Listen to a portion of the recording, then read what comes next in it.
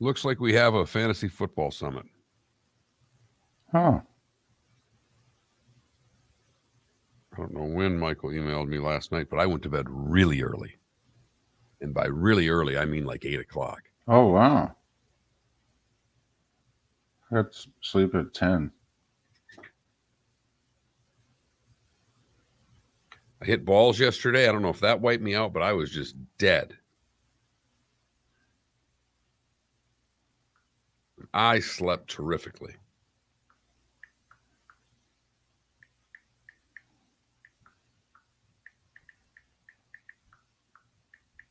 Yes, it is, Paul. Yes, it is.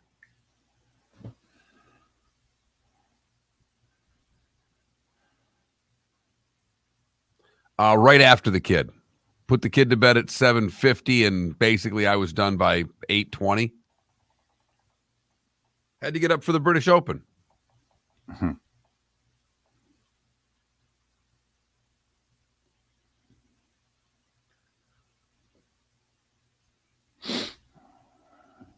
Okay. 15 seconds.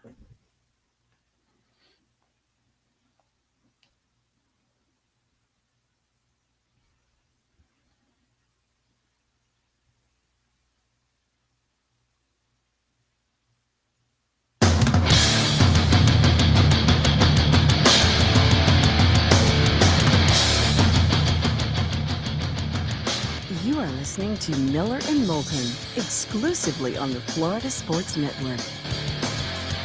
And now here's Mark Miller and David Moulton. Top of the morning to you. Hope your week's going well. We got over the hump together. Now let's finish strong, shall we? How the heck are you? We're Miller and Moulton. This is the Florida Sports Network, floridasportsnetwork.com. Thanks so much for being with us. And I really need your help and your contributions today because Mark Miller is physically here. But since the Open Championship is on, well, I can't count on much. All right. I can't. I love him. All right. I take a bullet for him, but you know, he can do a show through Wimbledon. He can. The Open Championship, that's a tough one. That's a tough one. Mark, how big a part of this show do you feel you're going to be right now? Wait, we started already? Welcome to Miller and Moulton. Don't you do that how the heck are you thing and all that stuff? Did I miss that? Yes, you did. I mean, I could do it again, but well, I've got neighbors and all. So yep, did the how the heck are you and everything. And good morning, David. Great morning. Got a great night's sleep. Pretty excited. Was up early for the Open Championship this morning. 4 a.m. ready to go. Look at that. Somebody got up for the first tee shot of the Open Championship. Not that he's psyched about this or anything, ladies and gentlemen. Listen, does your daughter know? Because, you've been Mr. Mom throughout the summer because the daughter hasn't been signed up for any camps. And so, you as soon as this show's over, you're on duty and you're taking her places and doing things and what have you. Did you have a talk with her last night and say, basically, I love you, I'll see you Monday? Signed her up for a camp this week. It's the only one of the summer. Gymnastics camp. She's gone every morning at 7:30. I pick her up at 3. It's fantastic. It's timing, David. Timing. It's good too because that's when the coverage of the Open transfers back over to Peacock. So you can skip that. We could be done with the show tomorrow. We could never see each other again. And for the rest of my life, all I will ever do when I see them advertise Peacock is think Peacock. Listen, okay. Was it Little Caesars, back in the day? Pizza. Pan. Yep. Got it. I mean, it works. I mean, it's probably, they'd probably be doing better if they'd come up with something like this. Do I have to copyright, trademark this? Okay. Do I have to be like Taco John's there? I'll fight to the death, just so you know. I don't care how much. Can you trademark an inflection of a or a pronunciation. I don't know if that's I doable. don't know if you can. All right. But, I may try. I may try over the weekend. This is our last show, by the way, of the week. Don't you love how I planned that? Okay. You didn't even plan that. I informed you that we were only doing a 4-day week, and you were like, oh, this is fantastic. So he's going to celebrate not having to work tomorrow by getting up an hour earlier than normal so he can watch the Open Championship. I may just do a show on Twitch tomorrow, David. I may just be doing a live British Open show on Twitch from my couch in my living room. I want to know how many people are with you between like 4 and 6 a.m. That's what I want to know. Just send me a text. Okay. If you send me a text and it simply says 4, okay, I'll know exactly what you're talking about. 4 people are with you at the beginning. But it's underway. And got to admit, the cool little storyline early, the kid who grew up a mile from the course, who hit the opening tee shot, he's playing well. Isn't he around even par? Is this that Jordan kid? Yeah. He's 2 under. Look at that. I mean, the lead's like 3 or 4 under. Right? 3 under. Yeah, he's a shot off the lead. And I believe missed his birdie on 18, so he's got a par putt to finish 2 under for the day, which would be a great story. And an amateur is leading the darn thing right now. Come on. Are you serious? Yes. That's fantastic. Got a 2-way tie for the lead at 3 under. One of them's an amateur. By the way, it's Matthew Jordan. Okay, if you see M. Jordan, no, it's not Michael Jordan. It's Matthew Jordan. He's from England. He grew up a mile from the course. He was a qualifier. And so the R&A said, you know what? How about if you do the honors of hitting the opening tee shot at the Open Championship? So obviously a thrill of a lifetime, and he backs it up by playing a great round of golf. He did say, he goes, listen, I played this course, every pin position, wind blowing, not blowing, hard, soft, you name it. He goes, I have hit all the shots here. He goes, I don't know if I can put it together and do it. He goes, but I really have hit all the shots. What a story that would be, just to see him make the cut after a great opening round. It looks like he'll have his opportunity to play on the weekend at the Open Championship. I do love the Open Championship for this reason. It doesn't matter how old you are, you can contend here. Like Stewart Cink. Stewart Cink won this tournament 14 years ago. Stewart Cink's what? Within a couple years of the Champions Tour? Absolutely. Isn't he late 40s? Yeah. Yeah. Stewart, we don't hear much from Stewart Cink anymore. Every now and then, but I mean, you don't hear much from Stewart Cink. He can't compete anymore on this tour, but he obviously knows how to play links golf, having won this sucker in tough conditions too, because I believe they went to a playoff at like 2 or 3 under that year. So he's here he is, an old guy, so to speak. He's out there at 2 under par, 1 shot off the lead late in his round. Cool. All right. We've seen Norman take the lead into Sunday when he was in his early 50s. We had Watson have a 1-shot lead walking down 18 at 59 years of age. And then we got Spieth on the leaderboard again, Patrick Reed on the leaderboard. Boy, would that be something? Nobody likes him. Nobody. Not even in Live.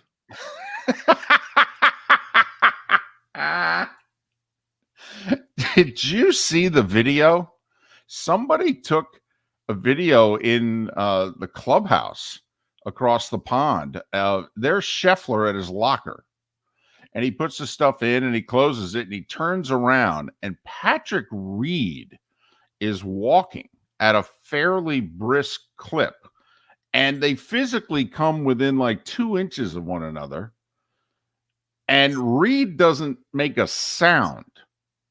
And Scheffler looks at him, realizes who it is, and then he's like, yeah, I don't need to say hi to him. And he keeps walking. It's just one of those, now see, I could do something like that. Oh, I know. I can walk down the hallway at work, and if I'm not, friendly with the person coming the other way from the other station, I can walk right past them.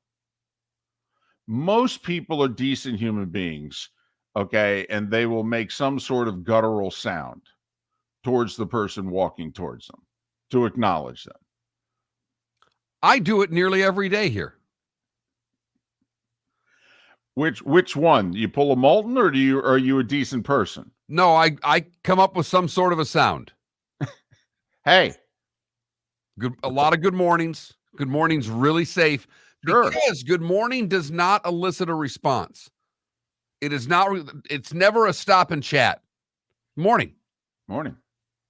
All they got back is good morning. Do you say good morning, or do you just go morning? Depends. Okay. I do both. I'm amphibious that way, David. Stewart Sink's 50, by the way. He is. Oh, my goodness. He's on the Champions Tour. James just chimed in and said he just played in the Champions event. Sorry, James. Got to keep track of my guys. We're in the club together. He's getting that AARP stuff in the mail. He's getting those brochures from the crematoriums. Okay, they start right around the time you turn 50. Go, hey, go to this restaurant, have a steak dinner on us, and then sign up for your final lasting place right here. Yes. I've been getting those for 10 years.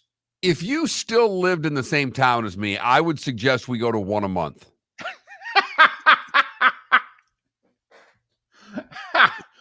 Did you ever sign up?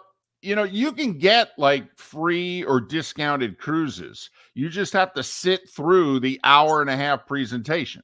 Right. Same thing with timeshare places. Right. They give you the 3-day cheap weekend. Right. But you got to sit through the presentation. Right.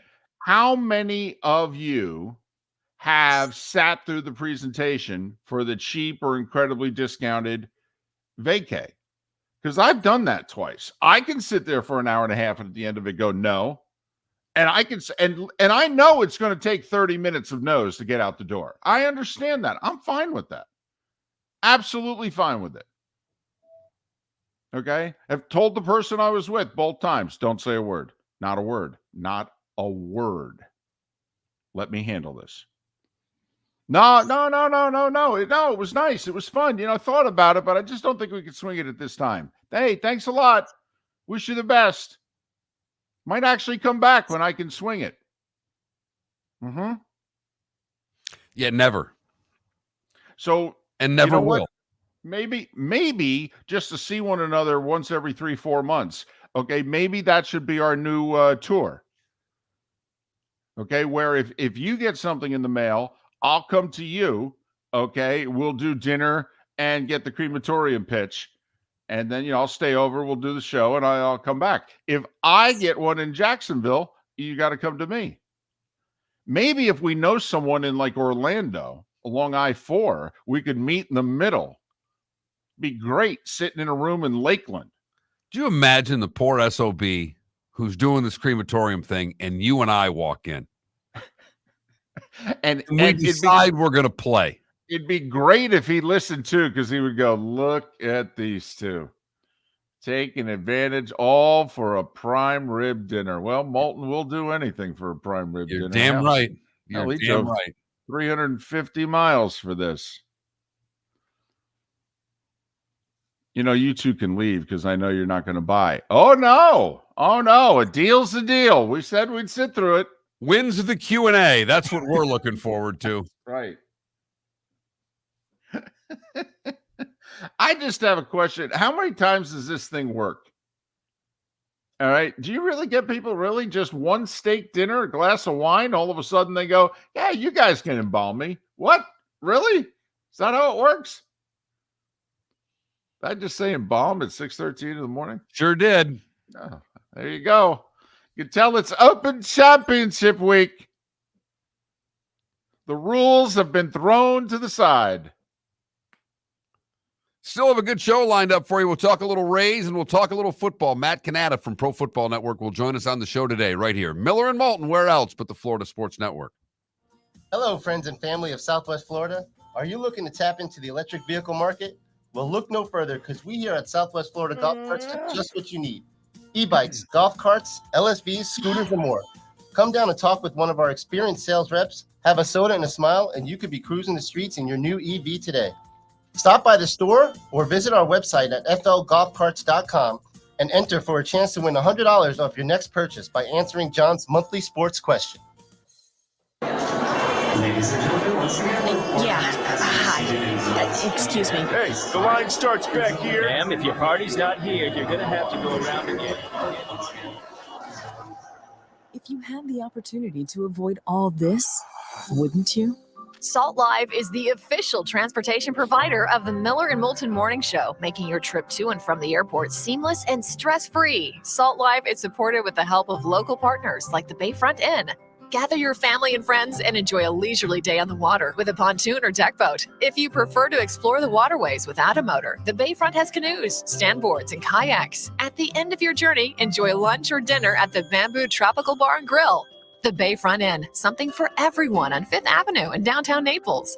BayfrontInNaples.com. When you need a ride, book with Salt Live Transportation, 308-8686, or book on saltlivetransportation.com. David Moulton for Napa Auto Parts, and Napa Filters. Insist on Napa Filters for your vehicles, or if you're a do-it-yourselfer, only buy Napa Filters. Napa has a filter for almost anything on earth that moves, whether it's motorcycles, foreign and domestic cars, vans, SUVs, earth-moving equipment. You get the idea. Napa Auto Parts, Napa Filters. Insist on them for your vehicles, or if you're a do-it-yourselfer, only buy Napa Filters. You were listening to Miller and Moulton on the Florida Sports Network.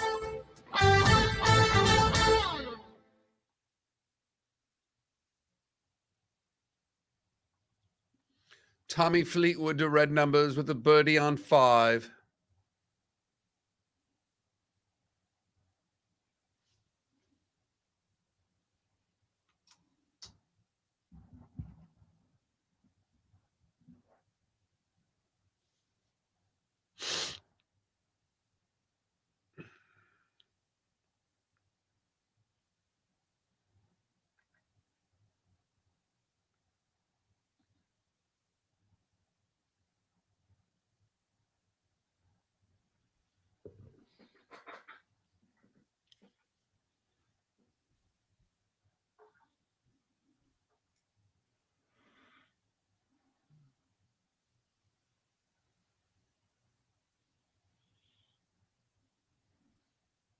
Well, Ambien, how many guys are older and longer?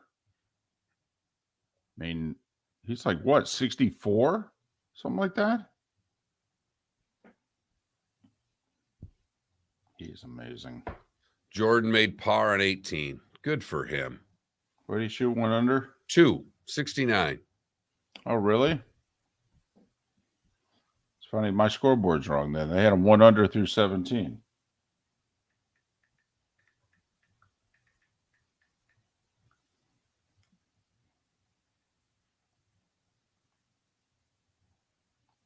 Bernhard Langer is 65 years old.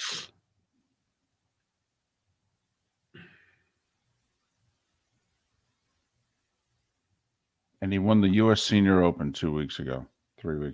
Unbelievable.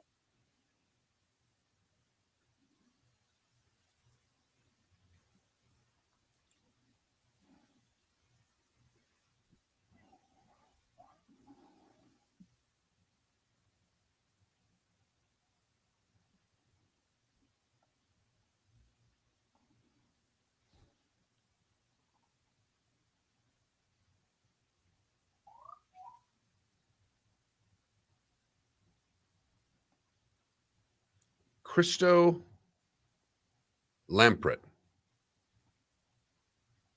is your amateur leader, tied for the lead.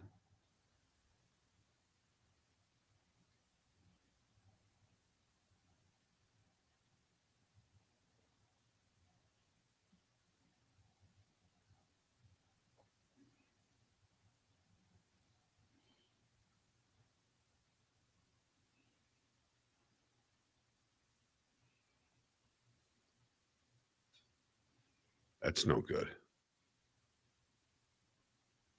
That's terrible.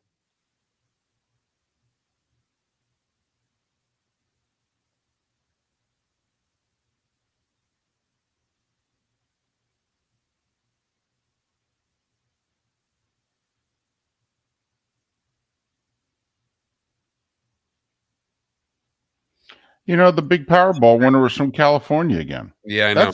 What the heck? How come it's always from California?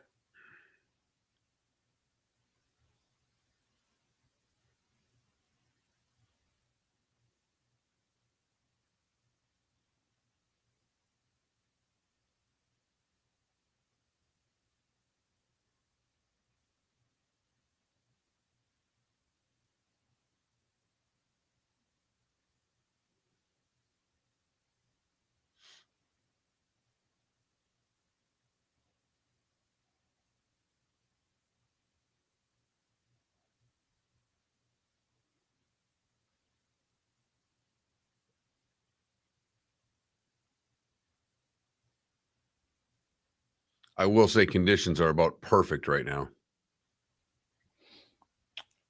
So calm. I mean, there's a little bit of wind, but not much.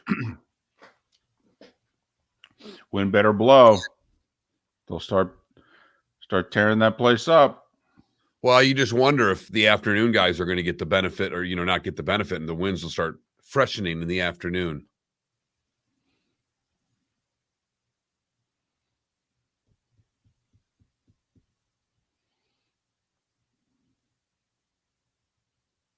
Here we go. No, it's sunny and nice.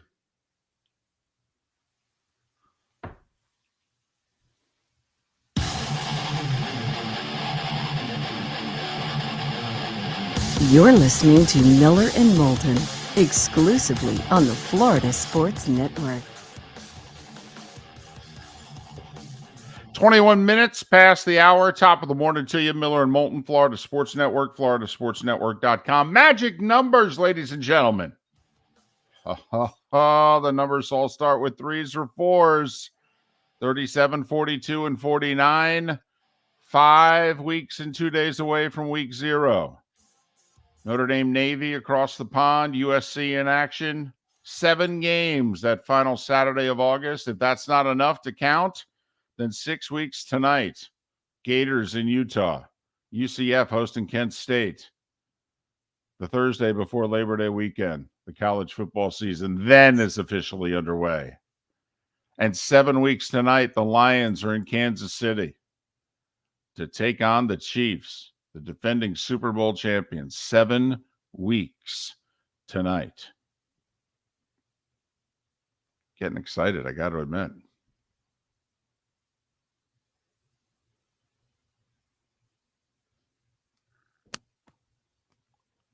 And there we go.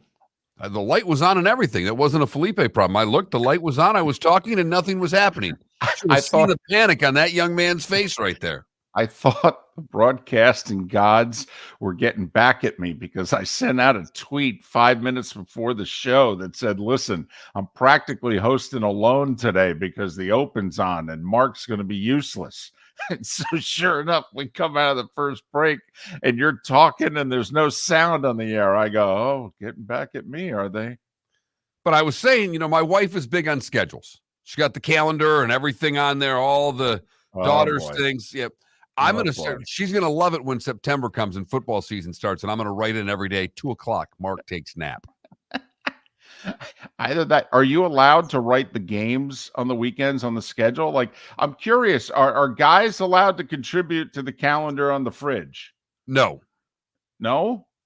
not at all. You can't write 3:30 Florida, Georgia. No. Huh. I tried to put in a couple of things that I actually had going, and she looked at me. She goes, "I don't care." Wow. Wow. Did you look at her and go, did you think maybe I'm just writing this down to remind myself? No? I've been reminding myself other ways for a long time. I'm apparently not part of the family calendar. Wow. They brought you along on the vacation and everything. So I know you still count. Right. If they're going, I can be included. But if it's just something for me, it apparently doesn't matter. Yeah, well, okay. So I don't think that's different than most men out there. I don't think so either. And just tell her, though, in 9 years, she's going to need you again. The kid goes away to college. In theory, she's going to want you around. In theory. And again, maybe in 9 years from now, there'll be no calendar on the fridge. Who knows?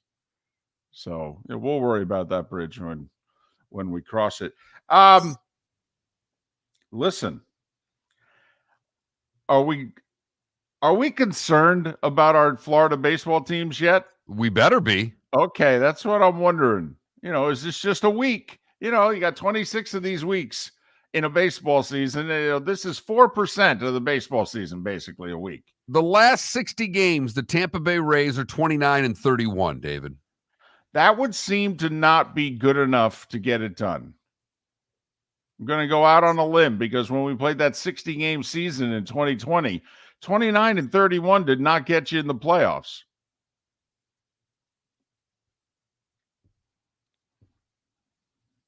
Rays are now tied for first. They're percentage points behind Baltimore overall. That's right. They're behind the Orioles because the Orioles have played 4 less games. So the Orioles are 2 ahead of them in the loss column, but 2 behind them in the win column. But their winning percentage is what? 5-6 points better than the Rays? 5 points better. First time all year you look at the standings, and the top of the AL East is not Tampa Bay. By winning percentage, it's the Orioles. By the way, this is how we would do it with extra inning games. We wouldn't put the runner on second. We'd limit it to 11 or 12 innings, and we'd have a tie or a no contest or what have you, and it would come down to winning percentage at the end of the year. You could have a team that had 162 results. You could also have a team that had 159. That's how we would do it. Eliminate the 14, 16, 19 inning regular season games. Which they've pretty much done with the second runner on second base rule, but we just don't like it. It's a gimmick. Come on now. It's like the 3-on-3 overtime in hockey. It's stupid. Can't be determining playoff spots by who's better 3-on-3. It's ridiculous. Matt Zuccarello's going to have a job in this league till he's 55 years old. He's terrific 3-on-3, and he's awesome in the shootouts. Okay? 5-on-5, he's all right. But he's worth about 5 points in the standings every year just for what he contributes in overtime in the shootouts. It's the difference between making the playoffs and not. I digress. I just let you go. I know. I appreciate that. I mean, you go back to watching the Open. You're right. On normal days, I just let you go anyhow, even though these are things that they're never going to change. All right, let's just go Marlins first. Kevin Weiss is going to join us in a couple hours. We're going to preview this Rays-Orioles 4-game series. They're tied for first in the East. So if you're the Marlins, like Craig Mish, who covers them in their backyard, he sent out a tweet that says, listen, it's getting to the point where you need to win a couple games just to justify making a trade deadline deal. You keep losing like this, there's no reason to make a deal. What are they, a half game out of the playoffs, the Marlins? Half game out of the playoffs, run differential of -17. The only good news that they really have, and it's not that good of news, is that there's a pretty big gap between the Marlins, Reds, and everybody else, but the Padres now are only 4 games below 500. The Cubs are only 5 games below 500. The Mets are 5 games below 500. In a week, there's 3 other teams that could be in this race. Listen, I don't think they're a good enough team this year, but I will say Scherzer in his last start threw a 1-hitter for 7 innings, and Verlander threw 8 innings of 3-hit ball last night. If the 2 old guys actually get their act together, all right, I'm just saying, all right, that's why they've been bad, okay? Their pitching has not been good this year. It's been bottom third of the league. If all of a sudden the pitching is going to pitch even remotely close to their salary, look out. That's how you put a winning streak on the board. So we'll see. Same with the Padres. The Padres. They finish out with Toronto today, then they go to Detroit for a series. All of a sudden, things can turn around really quickly for the Padres. Absolutely. I think today's a monstrous game for them. If they somehow could pull off today, head into Detroit, just 3 underneath 500, they can see the light at the end of the tunnel. And for a bunch of teams, you can't lose a series between now and the trade deadline, which is Tuesday, August 1st. I mean, it'd be great to get sweeps, but you can't lose a series. You need to at least do 2 out of 3. 2 out of 3, 2 out of 3. Okay. All right. But the Marlins have lost 6 in a row. 6 in a row. Have not won since before the All-Star break. Damn. And the Rays, they can't score any runs. And the Orioles can score runs. Rays Orioles for 4, beginning tonight at the Trop. Be curious. By the way, 80,000. Do you think they do 80,000 for the 4-game series? I mean, they can only do 100,000. Capacity is 25,000. No, I'd go under that number. So you don't think they do 4 crowds averaging 20? Okay. All right. That's what I'm putting it at, by the way. You should be able to do 4 crowds averaging 20,000. First place showdown, latter part of July. Come on now. It's summer. You've no excuse. Miller and Moulton. Starting 5 is coming up next. We'll update you on the Open Championship here on the Florida Sports Network.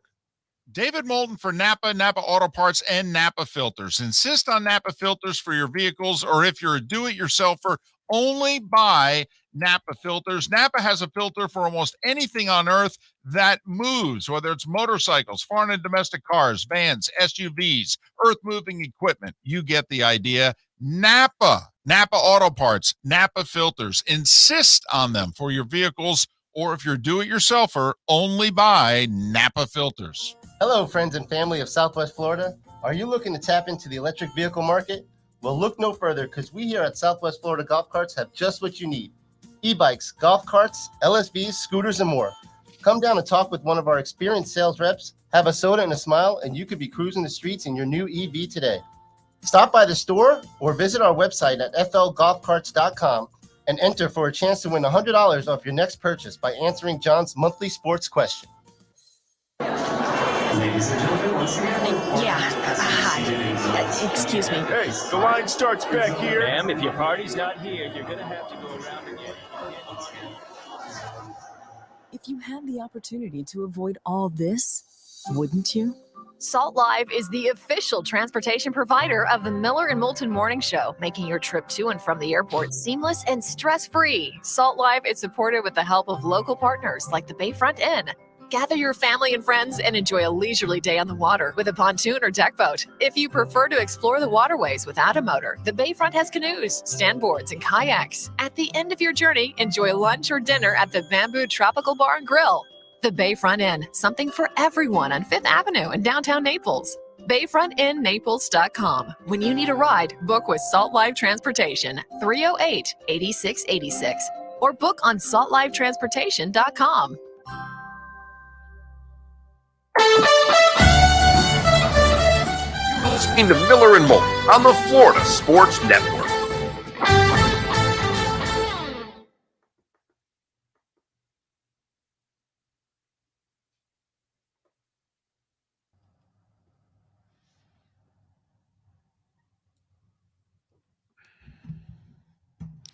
Kid's a senior at Georgia Tech, and he's leading the U.S. or leading the British Open. He's South African, Christo Lampret. Isn't he 6'8"? He's tall. I don't know how tall. I mean, they don't, I don't know what he weighs with clubs.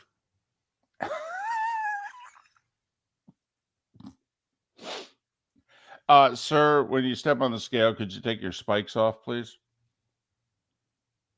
I picked Scheffler. I really went out on a limb, Ambient.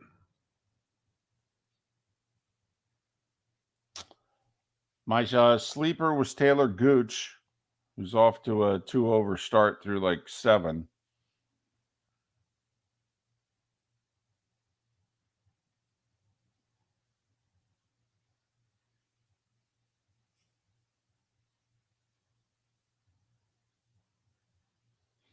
But I went Fleetwood.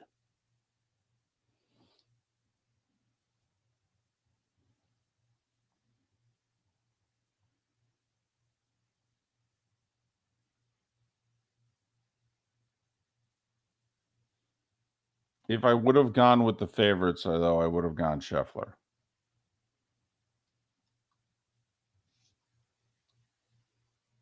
Because I think he'll putt better on the slower greens.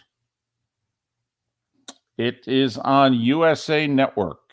Ambient USA all day till 3 o'clock, and then 3 to 4 is on Peacock.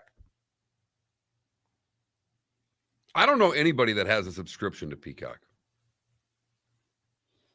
Yeah, we have Paramount, we have Apple, Netflix. We don't have Peacock.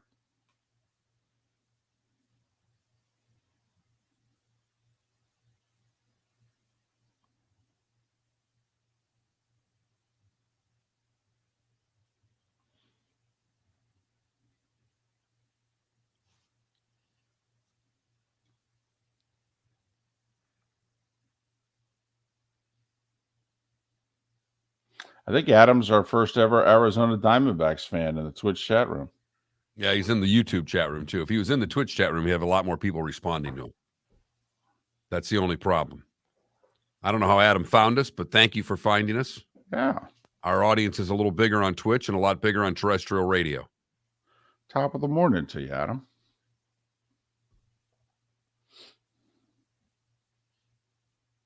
But Adam's first suggestion was for us to start talking basketball. I did see that. You asked him, well, what should we talk about? He went basketball. And you went, it's July. Hello. Oh, well, of course, got to get Peacock for the wrestling. Right. So I've got Christo Lamprecht at 4 under through 14. No one else even at 3 under. Matthew Jordan, 2 under in the clubhouse. He's the only one. Reed, Thomas Peters, Stuart Sink, Sepp Straka, Scotty Scheffler, all at 2, David. Right. What's his face? Spieth must have just made a double. Because he's dropped back to even. Yes. Yeah, he did. He doubled 8. Yeah, that's Spieth.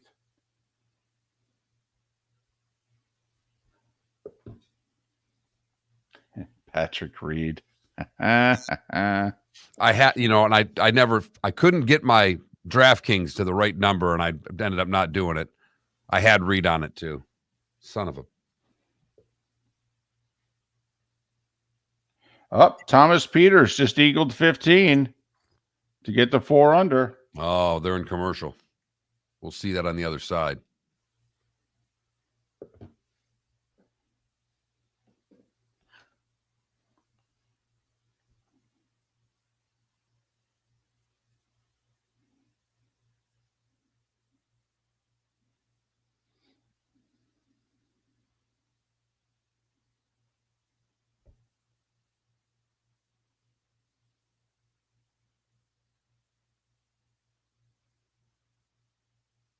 I do not know how I got here. Officer, I have no idea how I got here.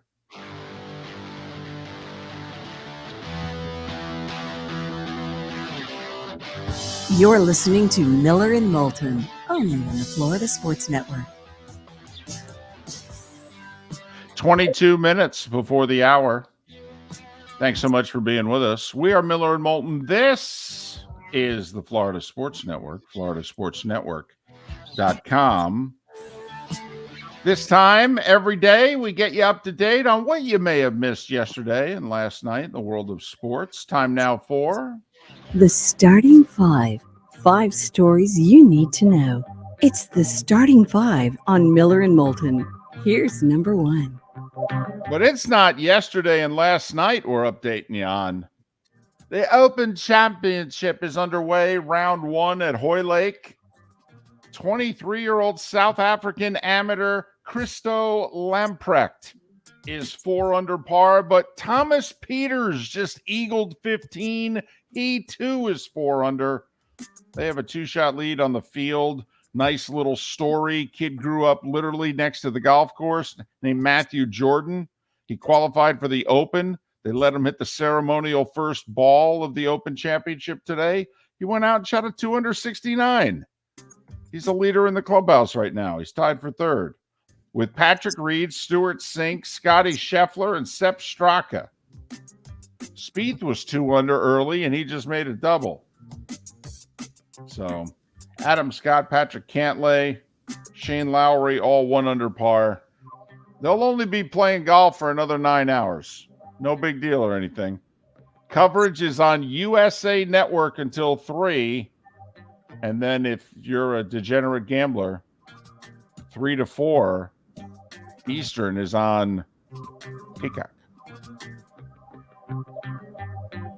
As for what took place yesterday, a Chicago civil rights attorney says his law firm has already received evidence of hazing within the football, baseball, softball, volleyball, and cheerleading at Northwestern.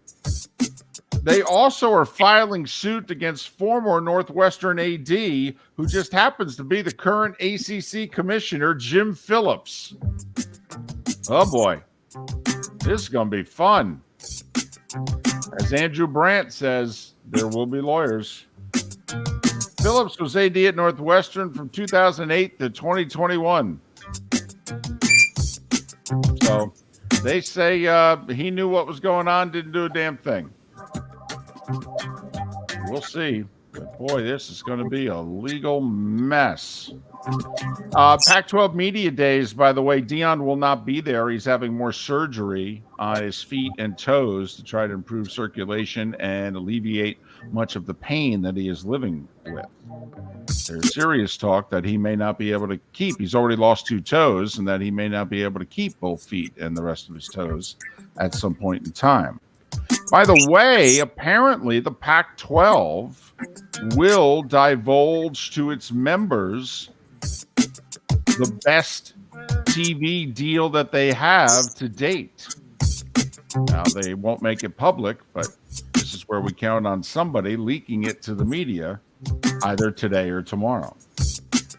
Major League Baseball, Texas swept the Rays, 5-1 the final. Tampa Bay had 10 hits. They just couldn't put anything together. And the Rays with the loss and the Orioles 8-5 win over the Dodgers. They are tied for first. They're actually percentage points behind the Orioles.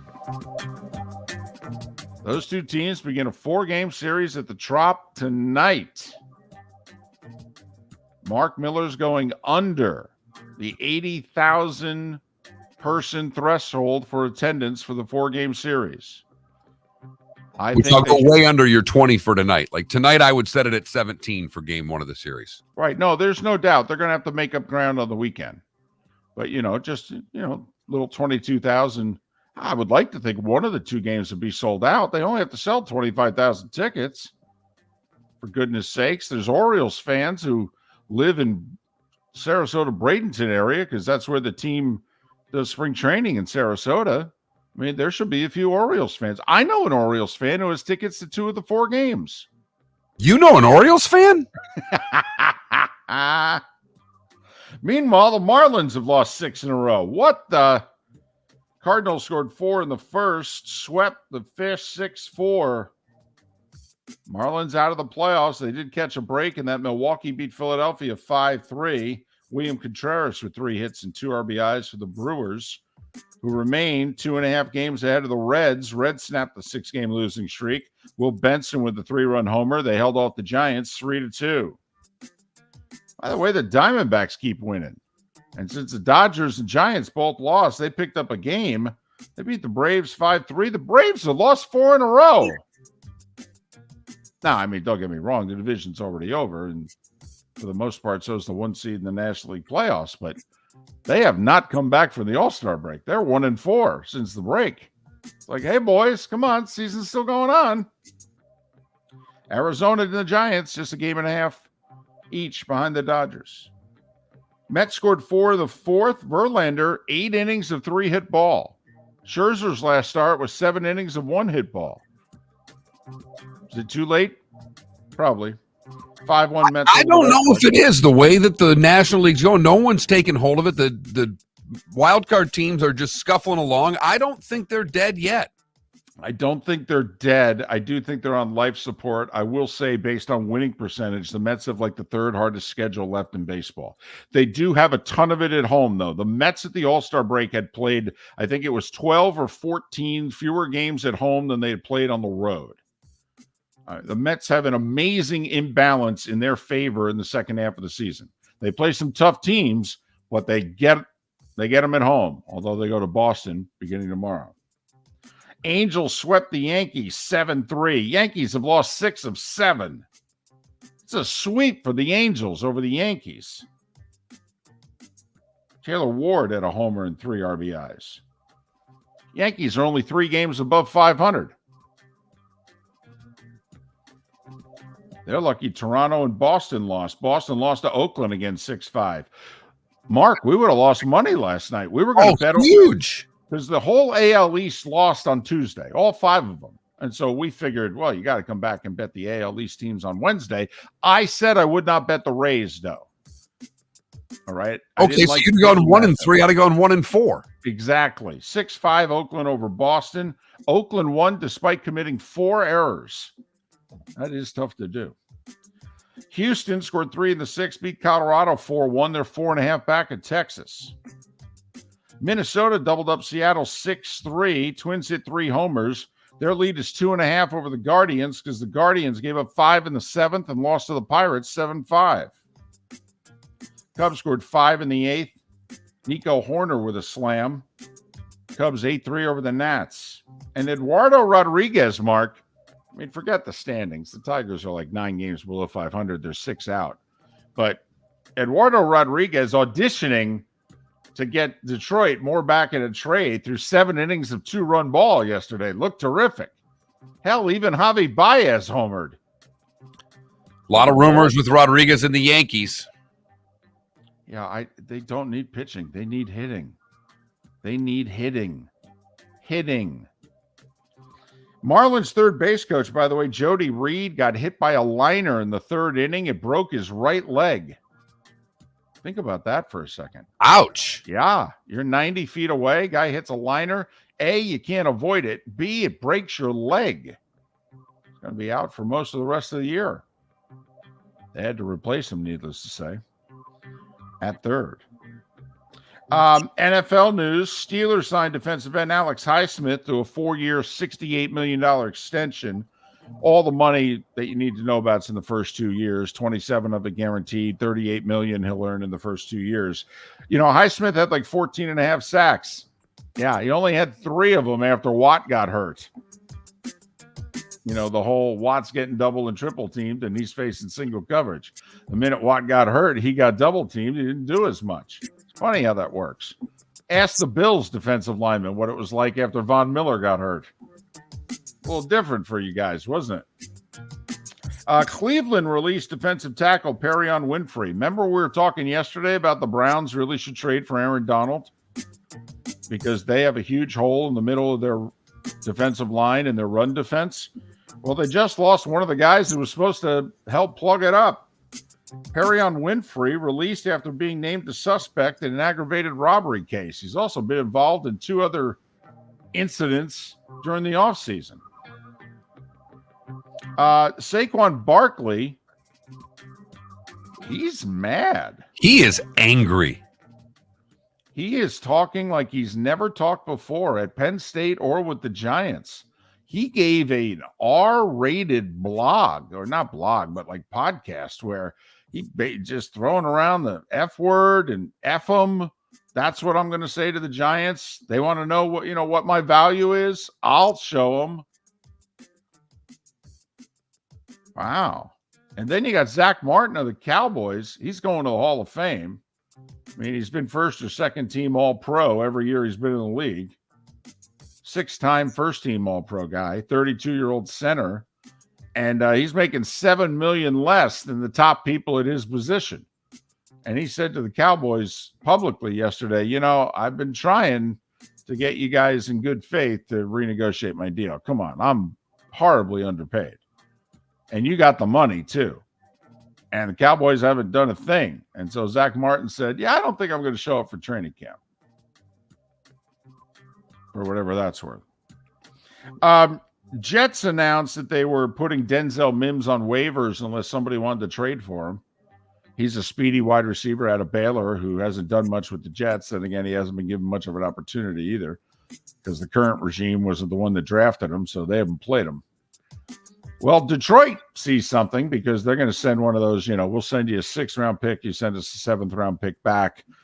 They're going to do that in 2025. But, the Lions are missing Jamison Williams for the first 6 games because of the whole gambling suspension.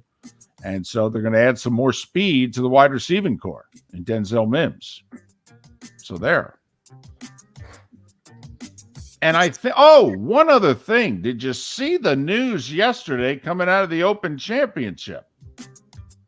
The chairman of the R&A said, not only are we open to the Saudi money, we may have to seriously consider PIF sponsoring this tournament. I'm sorry, what? Wait a minute. You're giving all the LIV guys horrible tee times and groupings. You hate them so much. And now you just said, but you may let, the Open Championship brought to you by Saudi Arabia? What? Is it the Saudi Arabian Open? Well, I thought they had one of those. Yeah. But the PIF Open Championship. Yeah. The Open Championship brought to you by PIF. By the way, PIF, it sounds like, sounds like a line in the movie 10. Dudley Moore says, every time so-and-so puffs, we beat the dog. That's what I think of every time I hear PIF. Okay.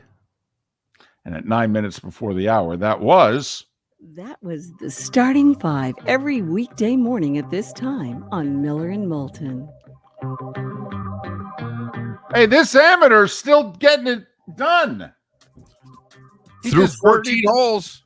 Well, he just birdied 15. He's 5 under. 23-year-old amateur. He plays his college golf at Georgia Tech. He's from South Africa. He's 6 foot 8 inches tall. That's tall. That's big. Get some club head speed on this guy. I'm going to say Koepka looks at him and goes, dude, you're tall. You're big.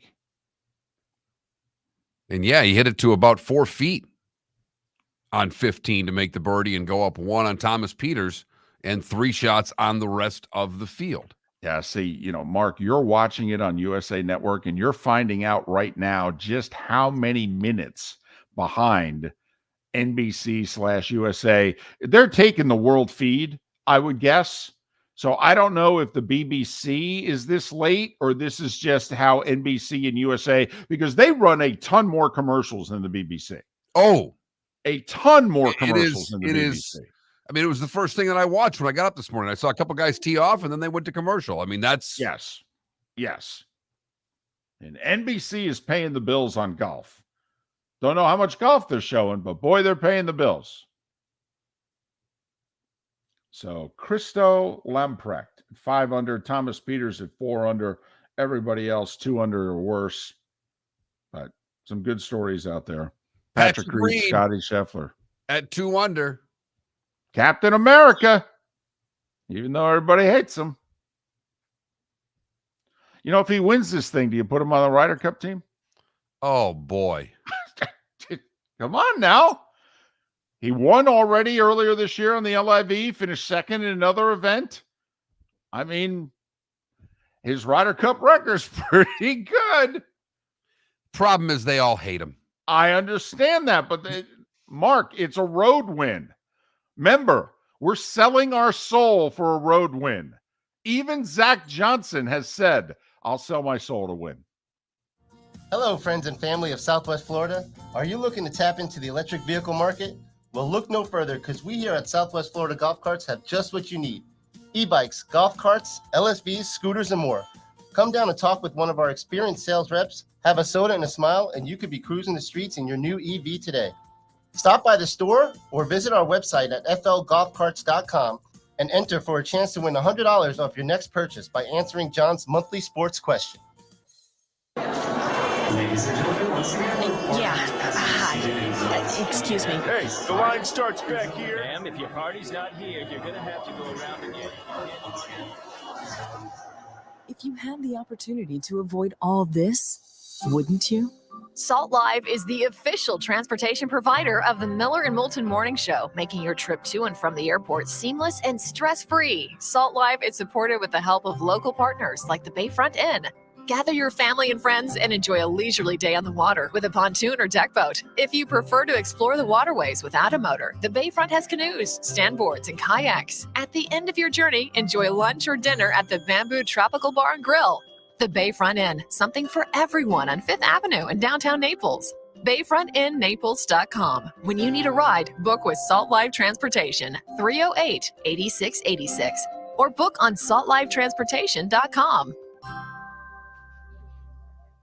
David Moulton for Napa Auto Parts, and Napa Filters. Insist on Napa filters for your vehicles, or if you're a do-it-yourselfer, only buy Napa filters. Napa has a filter for almost anything on earth that moves, whether it's motorcycles, foreign and domestic cars, vans, SUVs, earth-moving equipment. You get the idea. Napa Auto Parts, Napa filters. Insist on them for your vehicles, or if you're a do-it-yourselfer, only buy Napa filters. Miller and Moulton here for the Clutch Vodka Play of the Day. Mark, remember Nick Charles, Fred Hickman, the CNN Play of the Day? Yeah, CNN did a nightly sports show. That was a while ago. Yes, it was. Just work with me. Everyone liked the pod, the Play of the Day. So how about we have the Clutch Vodka Play of the Day? Sounds good. Fun. Smooth. Like Clutch Vodka. Listen weekday mornings for the Clutch Vodka Play of the Day. That's Clutch with a K. Located on the East Trail, locally owned Naples Tiki Bar and Grill is an outdoor eatery next to the Hitching Post Shopping Center. Island-inspired food with a true tiki theme. The best place in Naples to enjoy the beautiful weather in Southwest Florida. The Naples Tiki Bar and Grill offers a great menu for dine-in or takeout. Enjoy our famous pulled pork, huge burgers, and tiki bar cocktails. Don't miss happy hour every day from 3 to 6 and live music 7 days a week. See you soon at the Naples Tiki Bar and Grill, 11498 Tamiami Trail East. You were listening to Miller and Moulton on the Florida Sports Network.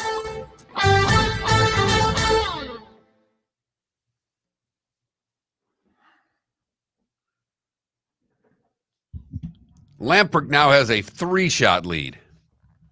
So Peters just made double. Yeah, I'm watching it right now. He went birdie, eagle, double. 3-3-6. Paul, I almost asked David that same question. I don't think in today's day and age it goes away. I think if this would have happened, not the hazing, but if this type of scandal would have happened 30 years ago at Northwestern, it could have ended their athletic department. There's just too much damn money in it now.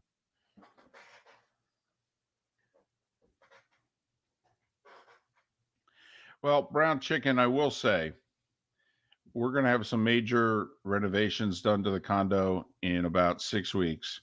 We're actually going to move out for 4 to 6 weeks. And then I'm going to redo this room probably sometime spring, summer of next year. So, I mean, I got a TV. It's on the wall over there, but I have to admit, my hope is not to be broadcasting from here much longer. I'd like to get us on the Jacksonville ESPN affiliate and be doing the show from their studio. So we got an Airbnb about a mile or so away. Man, you guys figure out ways to spend money. Boy, are we ever, Mark. Boy, you almost think you have it at the rate you're spending it. Got that right.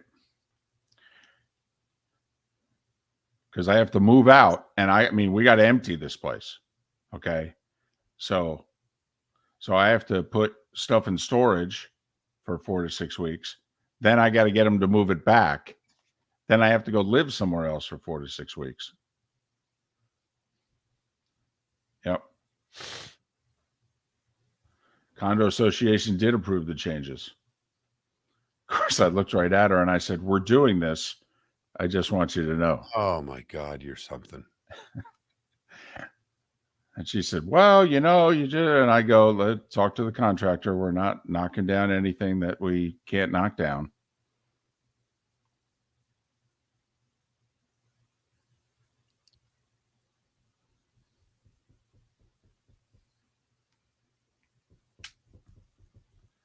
The only thing that concerns me is that like I'm on a hard internet line here. And I don't know if I'm going to be on a hard internet connection at the Airbnb. I think I'm going to be on my MiFi, which is kind of how it is when I'm on the road. And 90+% of the time, there's no problems. But when you're on a hard line, you'd never have a problem. Unless, of course, my wife turns the hairdryer on.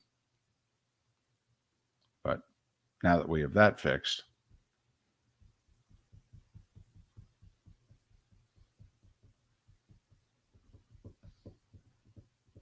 No, GC, this is a move. No, this is we're going to do the show on Friday, September 1st. It's going to end at 10 o'clock. Okay. I'm going to pack up the equipment. The movers are going to knock on the door. I'm going to say, hey, it's nice to meet you. I'm David. I'm the guy that pays you. Take your time. Don't break anything. We gone. See ya.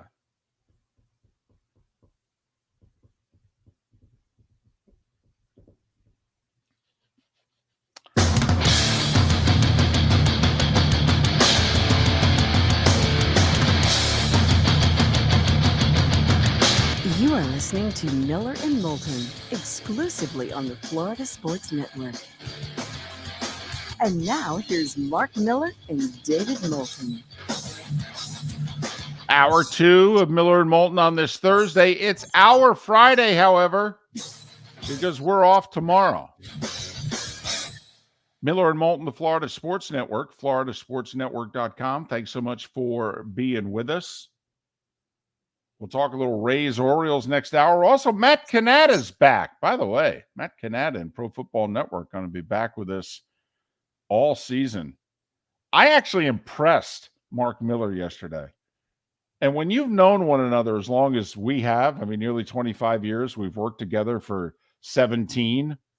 I mean, it's tough for the other to impress the other. It just is. I mean, just know each other too well. We both know that, as Chevy Chase said, we're a heck of a slouch. But I sent Mark a tentative, hey, this is what I think our lineup's going to look like in the fall. And he texted back, which he never does, and was like, hey, that looks pretty good. And let me tell you something. Pretty good from me to him or him to me is running down the street. The new phone books are here. The new phone books are here. Not only did I follow it up with it looks very solid, actually, is what it was. I'm sorry. But more importantly, there were 2 other texts after that. Right. David sent me a book. I did. I can do that. And what I wanted to ask you, and I'm so glad you brought this up. You type all this with your thumbs, don't you? Well, yeah. How else are you supposed to do it? Talk to text. Oh, no, it gets it wrong. It's like closed captioning. Did you ever put closed captioning on and all of a sudden you get like 15 words in and it's like, that's not a word, or they didn't say that. No. No. So I answered with a couple of texts, and actually one of them was talk to text that worked out perfectly. Oh, good for you. But I will say on the talk text, my wife's boss sends a quick diatribe, sends a lot of text that way. And she's a veterinarian, so there's a lot of medical terms. He never reads them. Oh, boy. And then you have to play, what did he really say with that text? But yes, it was. I was so fired up with what we've got lined up for the fall that 3 texts in return. Wow. So, this show's actually going to be worth listening to here in about 4 or 5 weeks. I mean, now, whatever. Miller and Moulton, Florida Sports Network, floridasportsnetwork.com. Listen, I don't want to spend too much time on this because it's not a fun, happy, snappy, as we like to say. It's in the morning. We like to keep it light. People want to be entertained in the morning. You can inform them at other time slots. In the morning, they need to be entertained. Their life is miserable to mediocre. The caffeine hasn't kicked in yet. They need upbeat. But this Northwestern story, if it's true, and just because an attorney says there's a whole bunch of stuff going on there, well, we'll see. I mean, they're obviously looking for compensation. But, I mean, the accusations are that there's not an athletic department in the country that's been run like Northwestern here for the last 10 years. That apparently whatever is going on elsewhere doesn't compare to what's going on in Northwestern, and we don't mean paying the players. That apparently this is like what? Marine boot camp? I mean, that's basically what this civil rights attorney is accusing all these teams of basically, what are they, lining people up nude along the wall and hosing them? I mean, seriously, the allegations that are coming out of Northwestern right now are either way over the top or very troubling.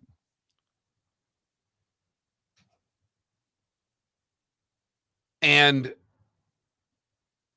the number of sports that they're saying that this was involved in, it seems impossible.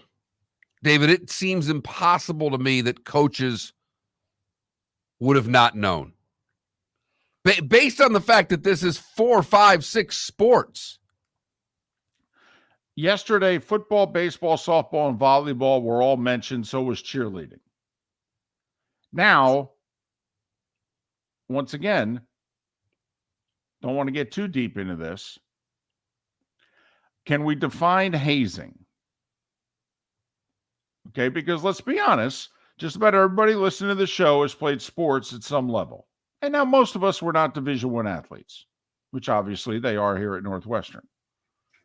But there is, whether it's odd team bonding, I mean, there's messed up stuff that goes on involving sports teams. I mean, there is. I mean, we bond sometimes in crazy ways. I mean, some of those that played high school football in the 60s, 70s, 80s, I mean, you can't coach that way anymore. You'd get arrested for what our coach 40 years ago did at my high school. You'd get arrested now. And the seniors at the high school I went to would have got arrested for what they did to the freshmen, because we were one of the few schools in our area that actually had a summer camp, if you will. The seniors ran it. They weren't coaches. Coaches weren't allowed to be there. And I remember one of the things they did, there was by a cornfield. The football field was by a cornfield. The school had a cornfield on the one side. All the freshmen had to run into the cornfield and hide. If they were caught, the seniors pummeled them with corn stalks. Not pleasant, by the way. That's hazing. No two ways about it. Or it was just, but it was not only accepted by the students, it was known by the parents that these things went on. And they didn't care. But we're in a different world now. Right. And so that's, Mark, I don't know how much of this story interests you, but that is the part of this story that interests me. Has the definition of hazing changed from, you and I are in our 50s. I'm a handful of years older, so I went to high school in the early 80s. You went to high school in the mid to latter 80s. Okay.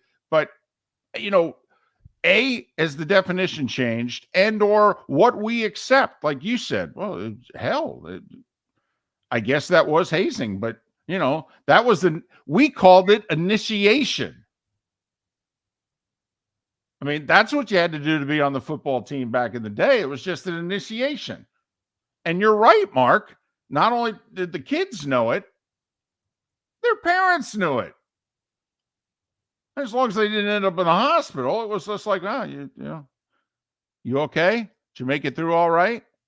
All right, good. Allard get a hold of you? No, you avoided him. Good job. He's pretty tough. I wouldn't have wanted to get hit by him either. Right. I had to deal with his dad back in the day. Blankety blank. Anyway, so I mean, that's what I'm interested about is that, okay, are we going to find out, however long it takes, and it'll take a while, are we going to find out that basically what's gone on at Northwestern in the last 10 years, say, is what used to go on a generation or so ago, and that's just not tolerated now? Or is this worse? Is, for whatever reason, is what going on at Northwestern messed up? And we're going to go, well, damn. You know, like when a school gets caught cheating, what's the reaction? Well, hell, 40 others are doing it. I mean, that's kind of what I want to find out here, Mark, is for whatever reason, are some people pulling the scab off of Northwestern, and there's 30 other athletic departments going, holy blank, hope they don't do that here. I mean, we've been doing that. Or was Northwestern still in the dark ages, and are they doing things that are beyond what anyone else is doing? And I will say some of the things you read from the sexual nature of what they're doing seem way beyond hazing to me. Yeah, right. You just want to know, wow, was things messed up in Evanston? Huh. You'd think all those smart people wouldn't tolerate that. Huh. I mean, if I can get it in Northwestern, I could probably get it in Stanford.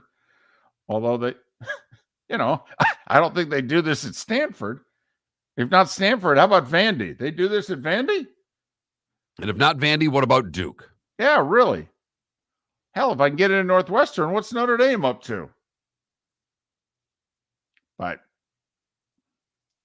I don't know. That's kind of what I'm curious about here. I go, are we going to find out that a lot of what is being alleged is technically true, but it's just, well, this is what happened 20, 30, 40 years ago as well, but now we've evolved as a society. We don't allow this anymore. But for whatever reason, they kept doing it at Northwestern. Oh, okay. Or is it what you just alluded to, which is, no, some of this stuff is messed up.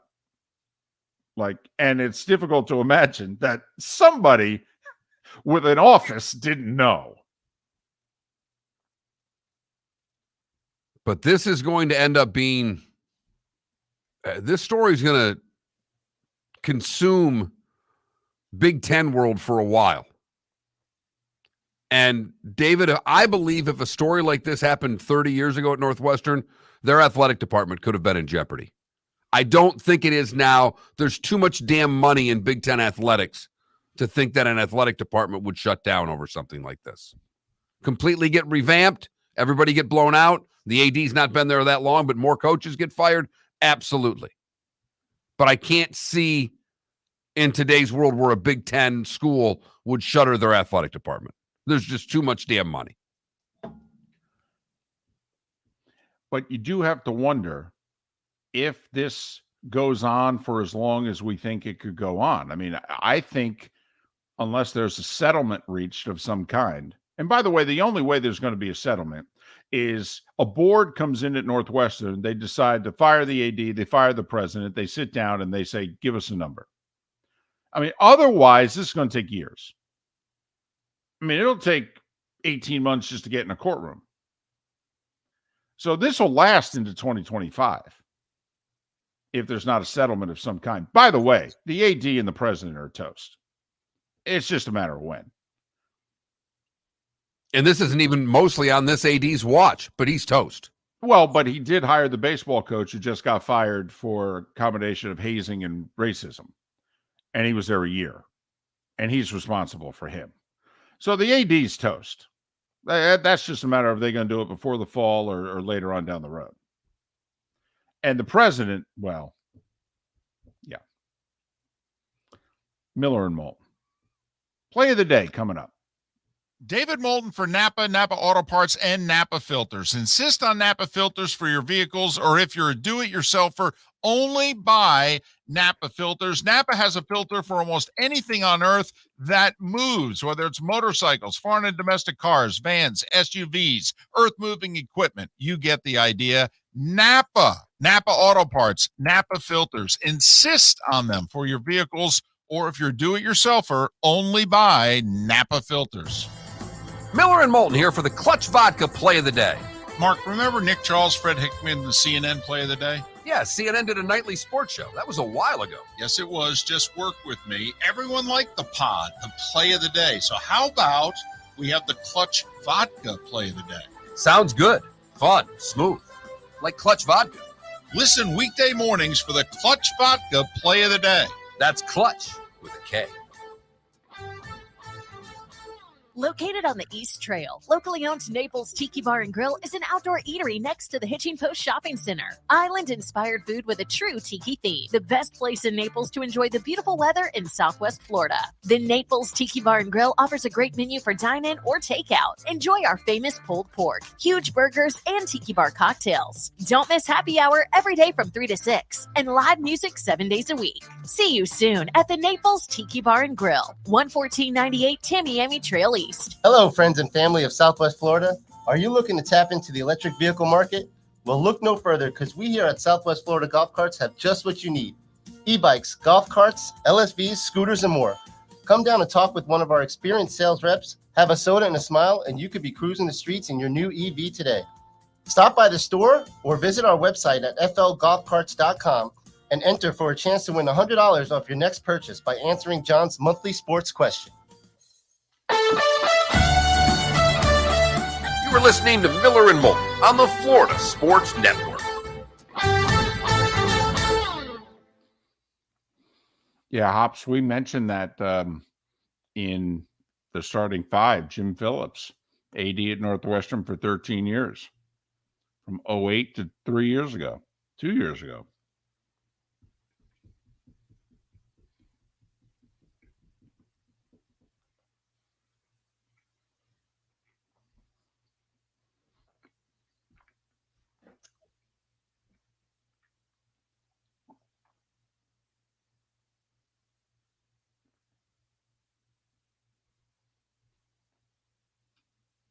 Shane Bacon had a funny tweet about that Jordan kid. He had his hat off, and he's like, look at that salad. That's incredible salad for that tournament. To have your hair like that after a tournament? How does he do it? It's pretty funny. Camp Smith, a couple of birdies. He's got it to red numbers. Lampret bogeyed 17. Sink birdied 15. So he's one back.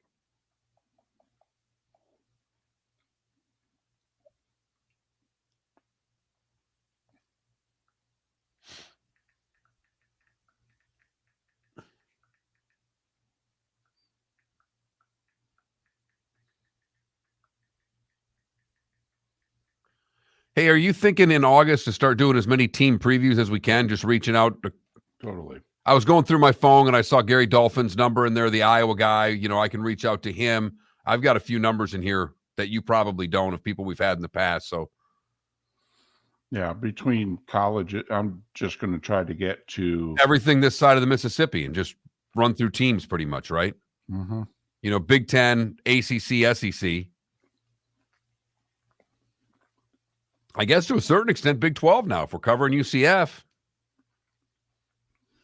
I'm going to have to figure out a way to tape South Florida games if we're going to have Golish on weekly.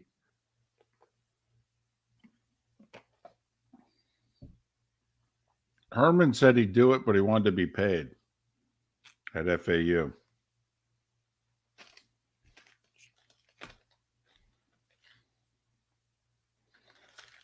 I told him I did too.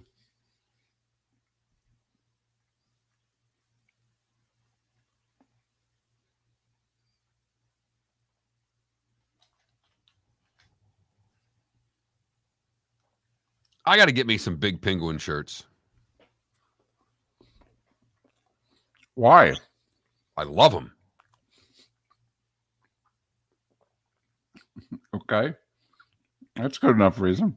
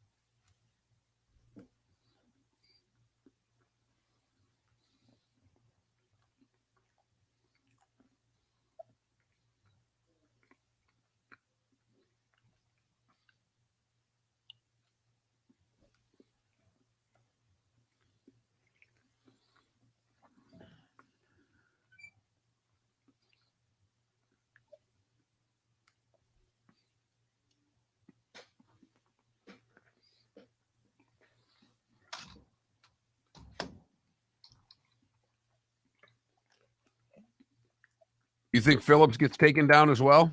If there's any there.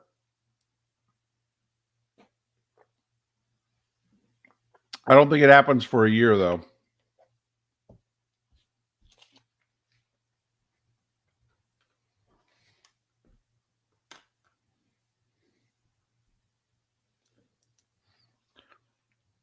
I do think, this is a story for another Any 4 or 5 chance weeks. for what?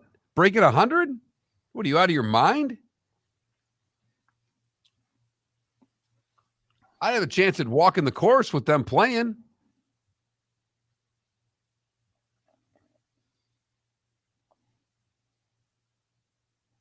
I'm an 11 handicap, for crying out loud. I can't play to that right now. Oh, here's the big man. He's so big. He is a tall son of a gun. Yeah, he is. He's listed at 6'8".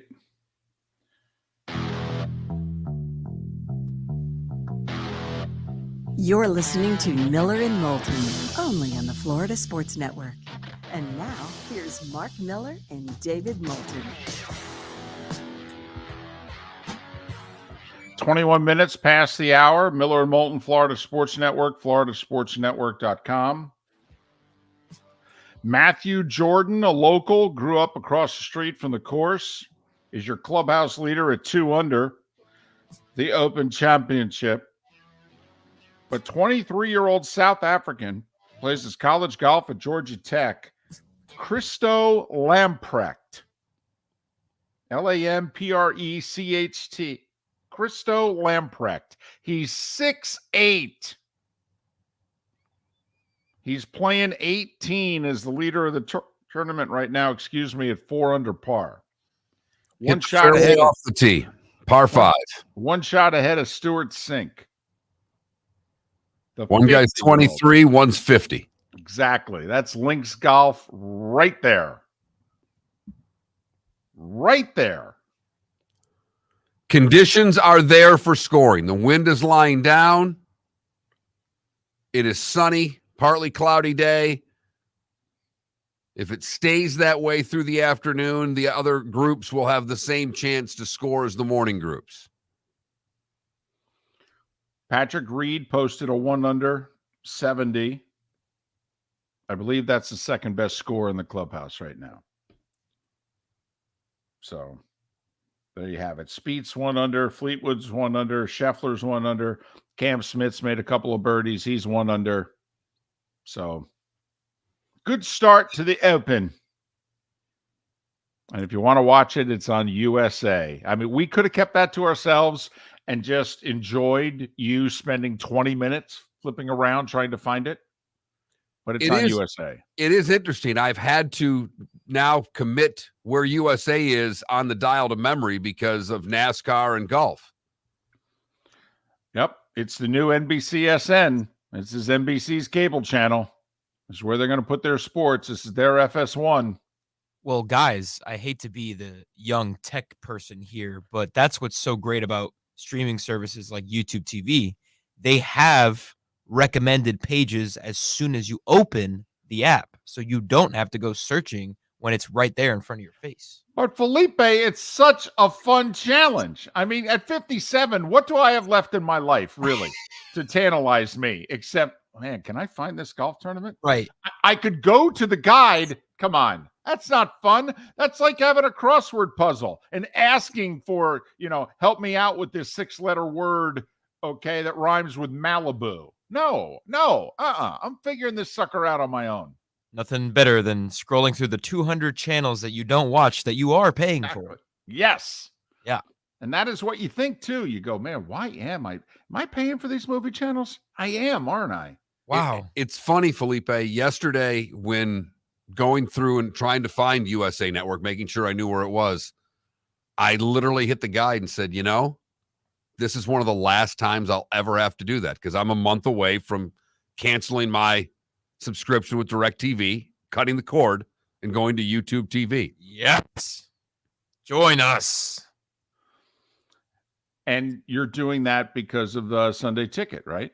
I am, but there's one dilemma. The Bally's sports channels don't come with it on YouTube TV. Mm-hmm. So that's the Heat. That's the Panthers. That's the Lightning. That's the Marlins. That's the Rays. That's a big void in my sports watching life. I mean, listen, I use my aunt's Xfinity account on the Bally Sports Go app to watch my Marlins games. See, Mark, you're going to have to pirate it. Okay. I'm planning on pirating it from my mother. She's got it? That's what I've got to find out. If not, she's going to get it. I'll pay for it and then get the app on my services that I use. Either that or you too will be pirating it through Felipe's aunt. We're going to have to send her something. I mean, just, Felipe, let us know a birthday or something. We're going to have to send her flowers at this rate. Man, this whole damn show is going to depend on your aunt. And it's terrible because I can't watch Heat games on NBA League Pass. I have to use the Bally Sports Go app. Even over here. Yes, you get blackouts. It is terrible. I have to admit, I don't think there should be blackouts anymore. Boy, there was a time 40, 50 years ago. There should not be blackouts now. You can say that again and again. Explain to me, if you're a league or a team, why it is that in this day and age, you need, never mind want, a blackout. You want as many eyeballs on your product as possible. All the time. You make your money on what? Television. These are made for TV events now. This is entertainment that we watch on television. Yeah, some people go to the games, but by and large, the majority of us consume all of our sports on our televisions. Why wouldn't you want as many people watching as is humanly possible? And you're constantly selling merchandise during your broadcasts, and you've got all the signage in your arenas. You want to take care of your sponsors. I don't get it at all. And I do think that there's a major problem in baseball, in which, I mean, Twins and Cubs fans, their network's so big. I mean, there's like 5 states. I mean, Reds fans also have a huge problem throughout the middle of our country. They can't get their games. It's a joke. All right. I just miss Fox Sports Sun. Words we never thought we'd hear, especially from a 23-year-old. By the way, quick update. Yesterday, the hot dog poll question. Okay. Please don't tell me the results. If we lost, I'm done. Honestly, I'm over. I'll be in a fetal position for right on through the weekend. But we wondered, because if you've listened to us for any length of time, I was lucky enough to work with Vern Lundquist on the SEC on CBS games, and Vern at halftime got 2 hot dogs. In fact, that was the runner's job. She got paid $150. Her only job in life was when Vern threw it to half, he turned around, there were 2 hot dogs, on a plate. And so Felipe asked, did Vern have ketchup on his hot dogs? And I didn't think he did, but I didn't know for sure. So I asked, Vern went, absolutely not. Damn it. Okay, mustard and something else. But also, it was Vern's birthday earlier this week. In fact, Felipe, you and Vern may have the same birthday. Oh. May. A few years apart, I might add. Just a couple. Just a few. But David, hell no finished with 52.4% of the vote. Oh, thank goodness it at least won. That's all I wanted. There are a lot of people out there that like that red condiment, and they put it on everything. I mean, they put it on potatoes, and not just French fries. They put it on their breakfast potatoes. They put it on their steak, for crying out loud. Someone said they put ketchup on bacon. I don't know who the hell does that, and they should be drug tested, but people put that red condiment on damn near everything. Felipe, can you put it on the Clutch Vodka play of the day? Oh, the poll victory? No. What do you got for us? But I will put this cool story out of Arlington. Alex Spees was coaching Little League Baseball last year, and last night he made his MLB debut for the Rangers. He was a relief pitcher, drafted in 2016. He decided to retire in 2021 to focus on his mental health. Came back last night versus the Rays and struck out 3 All-Stars. 3-2 pitch. He gets his first big league strikeout and a throw to second. Double play! Holy moly! Strike him out, throw him out, double play. Welcome to the big leagues, Alex Speed. A Rosarina, K. Wander Franco, K. And then the last one, Diaz, K. Relief pitcher, 1 inning, 3 strikeouts, MLB debut. That's pretty solid, if you ask me, for a guy that was coaching Little League Baseball last year. Must have been a hell of a Little League. Right. Well, some of those leagues really pay. Not only that, some of the kids really are older than 12. No shot at Williamsport, so he said, I'll take another shot at the big leagues. And had a bunch of strikeouts, and it's enough for our Clutch Vodka play of the day. Miller and Moulton. We got Matt Cannata talking pro football coming up in about an hour's time right here on the Florida Sports Network. Miller and Moulton here for the Clutch Vodka play of the day. Mark, remember Nick Charles, Fred Hickman, the CNN play of the day? Yeah, CNN did a nightly sports show. That was a while ago. Yes, it was. Just work with me. Everyone liked the pod, the play of the day. So how about we have the Clutch Vodka play of the day? Sounds good. Fun. Smooth. Like Clutch Vodka. Listen weekday mornings for the Clutch Vodka play of the day. That's Clutch. Okay.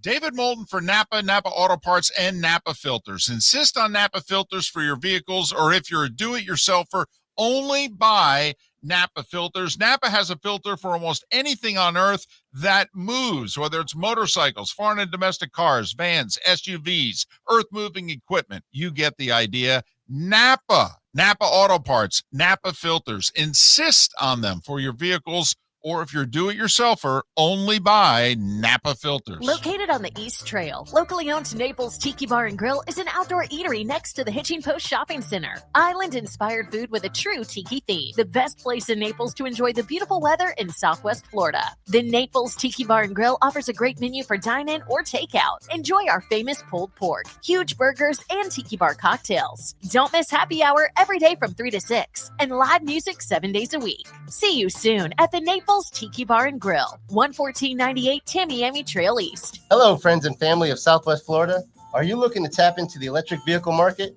Well, look no further, because we here at Southwest Florida Golf Carts have just what you need. E-bikes, golf carts, LSVs, scooters, and more. Come down and talk with one of our experienced sales reps, have a soda and a smile, and you could be cruising the streets in your new EV today.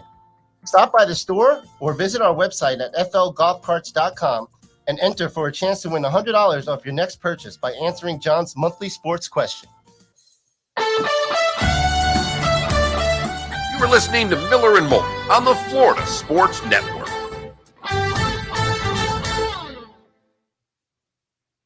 This I'm curious about. Mark, barbecue sauce thoughts.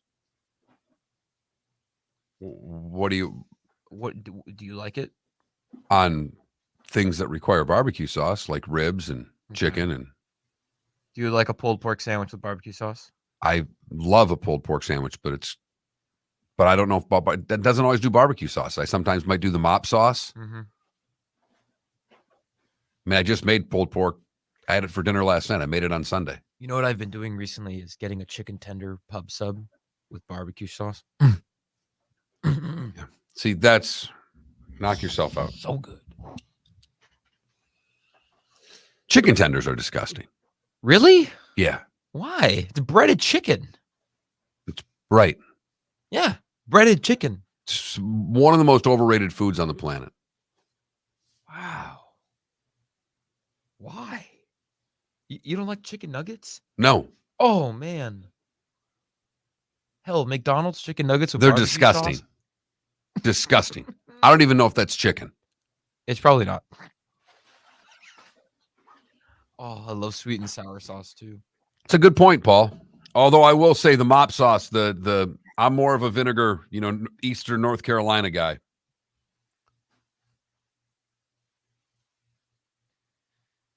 Damn. Because you like mustard. Do you like honey mustard? I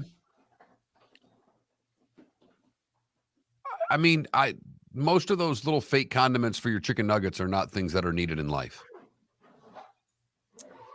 You know what though? It's sweetness though. Ain't nothing wrong with a little sweetness. Like, here's the thing. I hate mustard, and I hate honey mustard. I will eat PDQ's honey mustard because theirs, I guess specifically, is incredible.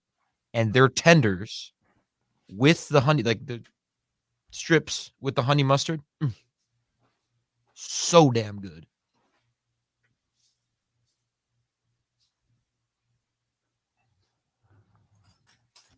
So noted. No Chick-fil-A trips for you.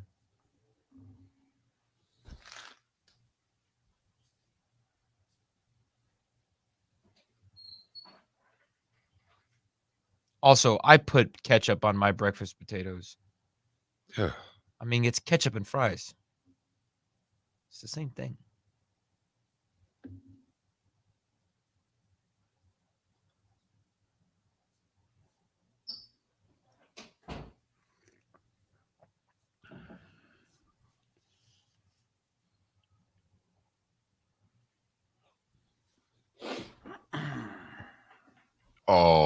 Oh, you saw that? Wow. Just doing a little packing. Nice. You going solo? Yeah. Yeah. Unfortunately, with the condition of the mother-in-law, don't know how much traveling the wife's going to do, especially since the brother's kind of MIA and helping us. So unless we can get him in the future to actually like come here and spend a weekend so that she could leave town. How old's your mother-in-law? Turning 83.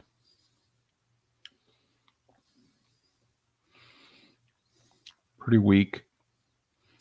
Beginning to certainly the beginning stages of not always knowing what's going on. Yeah. All right, the Lamprecht has got a birdie putt here. You might already know what happened. Do you want me to tell you? No, because I'm watching him putt it right now, so I'd prefer that you don't tell me that he made it. 66. You, sir, are the Open Championship leader. Wow. Good for you. This man is no good golfers out there in the world today, are there? No. I will say, I know nobody wants to hear this, but this is what Norman was talking about. That they want to play, they want to be a world tour. I think next year they're planning on going to South Africa and playing a tournament. Ketchup on your fried chicken, Frederick? Oh my God. Freddie, thanks for listening, but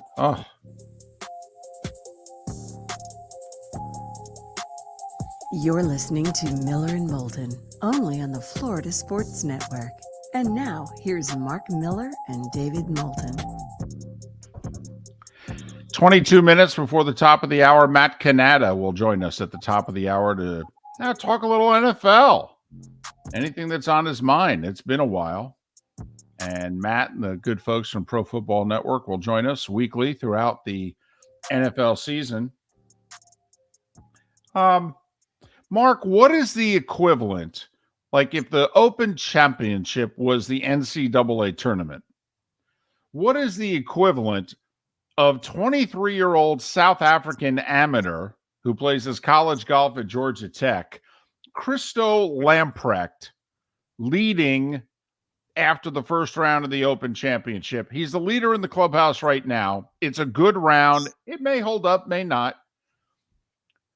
But is this a 15 beating a 2, or since he's an amateur, is this a 16 seed here if he's leading after the first round? I've got to think this is UMBC if he's leading after the first round. I don't know if he will be because the conditions are incredibly favorable for scoring.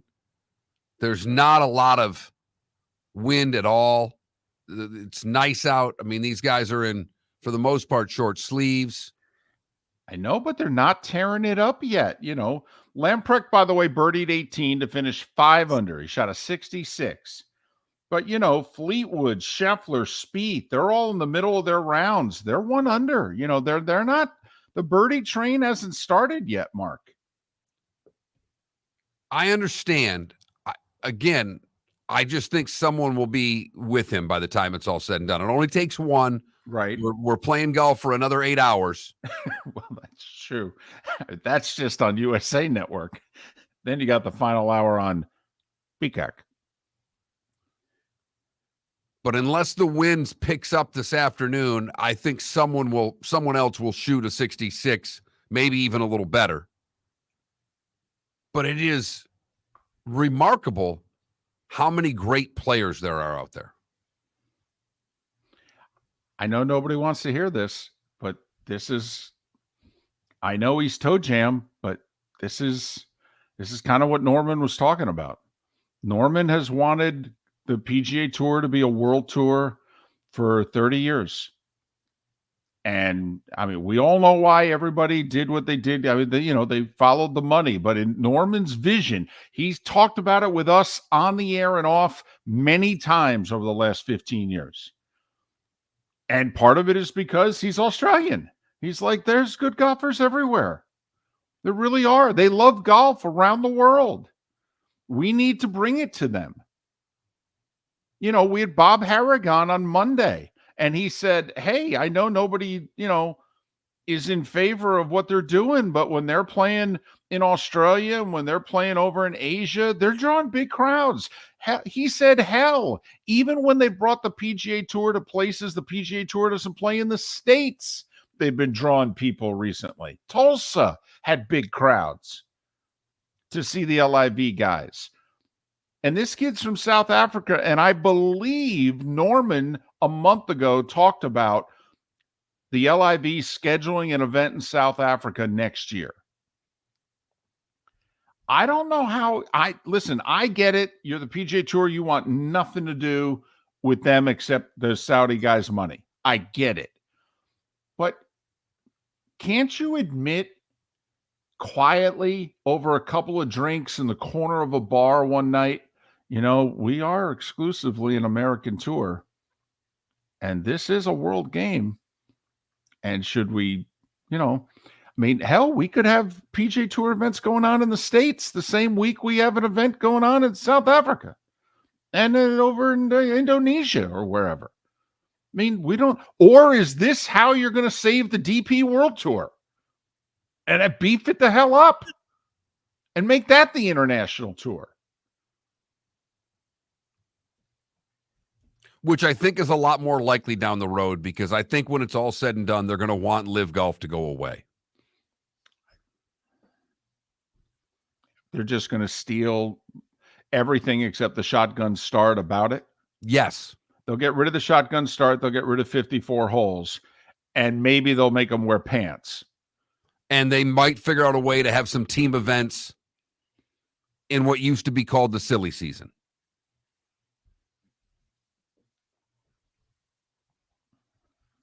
I don't want to go too crazy over this 23-year-old South African amateur or anything. It's not like there haven't been a few good golfers out of South Africa. Gary Player and Ernie Els have won this tournament before. He's not the first. He's 6'8" also. Guy's huge. We were joking earlier in the show, Koepka's going to see him and go, dude, you're big. So a 6'8" amateur who Georgia Tech probably needs on the block as much as they need on the golf team right now. That's a dadgum good point. They could use him. He'd be if he can shoot a little bit, he'd be a stretch 4. And they could use one. Yes, they could. So he's the leader in the clubhouse at 5 under. Stuart Sink's playing 18. He's 3 under. The 09 champion, who's now 50. That'd be awesome, by the way, if they finish as the top 2. That would show everything you need to know about this tournament and playing golf on those kind of courses. It's a fun finish, though. I will give you that, David. You got the newly designed par 3, small green, the 17th, and then you've got a par 5 18th. Doesn't the 18th have out of bounds down the right side, but it's on the course, if you know what I mean? Like, you could be on the property and out of bounds. Yes. Which is weird. Really strange. Almost as it's got to be a bit of a local rule, because typically out of bounds is just outside the boundaries of the property. And it's not too far to the right of the fairway either. Like, you only have to miss the fairway to the right by like what, half a dozen paces? I mean, it's not that far to the right. Strange. But not Curtis. 21,000 is the text line, 21000. That's the way to chime into the show. If you've never done so before, FSN Radio is the keyword. FSN Radio, all one word. Type that in, and you can text to your heart's content about the Open Championship, baseball, or anything else that's on your mind. As David mentioned, Matt Cannata coming up in a little more than 15 minutes' time to talk all things NFL. Training camp's getting underway. Magic numbers 37, 42, and 49. SEC Media Days is wrapped up. Big Ten Media Days next week. Tell you what, they're going to have, I don't think they'll have the media throng that was at SEC. Apparently people came back this year. I think moving it to Nashville helped. You think? You think a few people said, we could make this one. Maybe why don't we do a 3 days worth of shows from Radio Row in Nashville? And it's like, what? You don't like Hoover, Alabama? Not as much as Nashville. By the way, Sankey said they're doing media days next year in Dallas.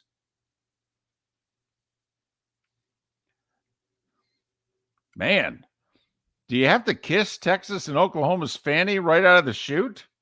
I mean, shouldn't you make them kind of earn it first? That is something. I mean, Nashville this year and then Dallas, and folks in Atlanta are going, what the hell happened to us? We're the center of the SEC, for crying out loud. Although, I think it was last year when they started finally figuring out, okay, when is Texas and Oklahoma going to come and that sort of deal. And somebody in Atlanta did say, you're not going to do something stupid and move the SEC championship game every now and then just to be nice to them, are you? And Sankey was like, no, the game is in Atlanta. And Sankey just re-upped through 2028. So I do think that would be a mistake. I know every now and then, the Big Ten moved it around a little bit, right? For the most part, they've kind of settled on Indianapolis. Right. But they tried, a couple of other places before settling on Indianapolis. Once Chicago gets their dome, they'll move it there. Yes, they will. And they should. Well, I mean, let's face it. That arena is going to host a lot. That's good. That stadium will host Super Bowls. That will host Final Fours. It will host Big Ten championships. I mean, there's Taylor not Swift much. concerts. There's not much that stadium won't host. If they feel, I know Bears fans will be like, I cannot believe we are playing in a dome. My hope is they make it a retractable roof to at least get some semblance of weather in the stadium. But what did your girl Taylor Swift just do with her latest album release? It's now the 12th #1 album she has, the most ever for a female artist. She passed Barbara Streisand for most #1 albums. It almost scares me how many Taylor Swift fans there are out there. There's too many. Why are you jealous of Taylor Swift and the Swifties? Whatever you do not turn the Swifties against us. Okay? There are two fan bases you do not turn against Miller and Moulton. You don't turn the Beehive against us, and you don't turn the Swifties. Because, Felipe, what have you learned from Miller and Moulton? The most violent fights that Miller and Moulton have ever been in has been when they've tried to break up a fight amongst two women. Okay? That's when men get their butt kicked. Two guys going at it, both 6'8", 300 pounds, whatever. Mark and I will jump in. We'll take our chances with them. We can tackle them around the waist, eventually wait for help. Okay? You get a member of the Beehive and a Swiftie who have a little too much to drink at a bar and they're going after one another? Yeah, I'm calling the cops. I'd like to apologize. Not turn them against us. Although Joe Burrow, not a Swiftie, and that's why the Cincinnati Bengals are going to win the Super Bowl. So are you and Felipe then, or Felipe anyway, then going to pick a Cincinnati-Miami AFC Championship game, Cincinnati, because Burrow doesn't like Taylor Swift, And because Miami, it is the year of Miami losing championships. Well, what is stronger, Joe Burrow not being a Swiftie or the South Florida Miami sports high? Well, it doesn't get you to the ultimate. Well, true, but they're both in the AFC. So who wins that game? Well, it's true. I mean, you could do like Miami and FAU. They both got to the Final Four, but they both lost in the semis. Or you could do like the Panthers and the Heat. They made it to the finals before losing. So it's true. If it's the Dolphins and the Bengals, either way it fits. They could lose in the AFC Championship game, or they could lose the Super Bowl. They're not going to win the last game of the year, but they're going to get very close to it. I know it's not technically South Florida, but what really needs to happen is a Jaguars-Dolphins AFC Championship game, because that would be tremendous. CBS is going, seriously? You're going to give us Jacksonville, Miami in the AFC title game? All the damn choices out there? Kansas City, Cincinnati, Buffalo? You're giving me Jacksonville? Seriously? Look, they want the Jets and the Chiefs in the AFC Championship game. I'll tell you that right now. That's what they want. In Jersey.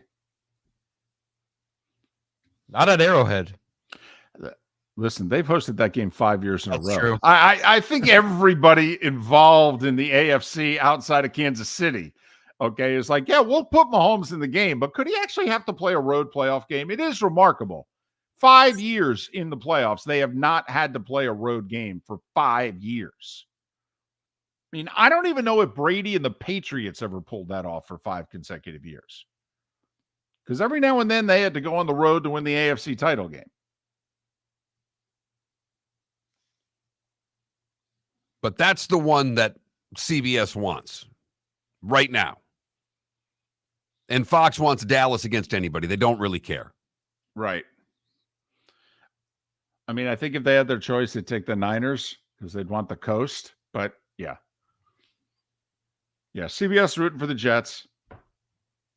And Fox is rooting for the Cowboys. And with Jets camp opening yesterday, that's all we'll hear about from a national perspective because, well, it now is the most important team in the National Football League. Right. They've moved up Lakers talk. It's now Jets talk. Yes. Aaron Rodgers becomes the new LeBron for the 4-letter network. He's going to love that. And wait till Skip Bayless goes back on the air. He may actually start talking about him. I think that show comes back. They're paying Skip a lot of money. I know they are. Listen, they've paid people a lot of money to stay home. Not as much on Fox as they have on the 4-letter network, though. That is true. That is true. I'm just wondering. I mean, what if Richard Sherman says no? I mean, apparently they don't have anybody else. How would that affect your self-esteem if nobody wanted to work with you? Or would you just be like, fine, I'll do it myself? If you're still getting paid millions, no. Skip's going to have AI on the other side, and I don't mean Iverson. It's going to be he's just going to basically he's going to clone himself and do a show against himself coming up, and he'll get paid $6 million a year for 300,000 people to watch that show too. Just rename the whole show Artificial Intelligence. Miller and Moulton. Talking the National Football League with Matt Cannata. He is next on Miller and Moulton right here on the Florida Sports Network. Ladies and gentlemen, once again. Hi. Excuse me. Hey, the line starts back here. Ma'am, if your party's not here, you're going to have to go around again. If you had the opportunity to avoid all this, wouldn't you? Salt Live is the official transportation provider of the Miller and Moulton Morning Show, making your trip to and from the airport seamless and stress-free. Salt Live is supported with the help of local partners like the Bayfront Inn. Gather your family and friends and enjoy a leisurely day on the water with a pontoon or deck boat. If you prefer to explore the waterways without a motor, the Bayfront has canoes, standboards, and kayaks. At the end of your journey, enjoy lunch or dinner at the Bamboo Tropical Bar and Grill. The Bayfront Inn, something for everyone on 5th Avenue in downtown Naples. BayfrontInNaples.com. When you need a ride, book with Salt Live Transportation, 308-8686, or book on saltlivetransportation.com.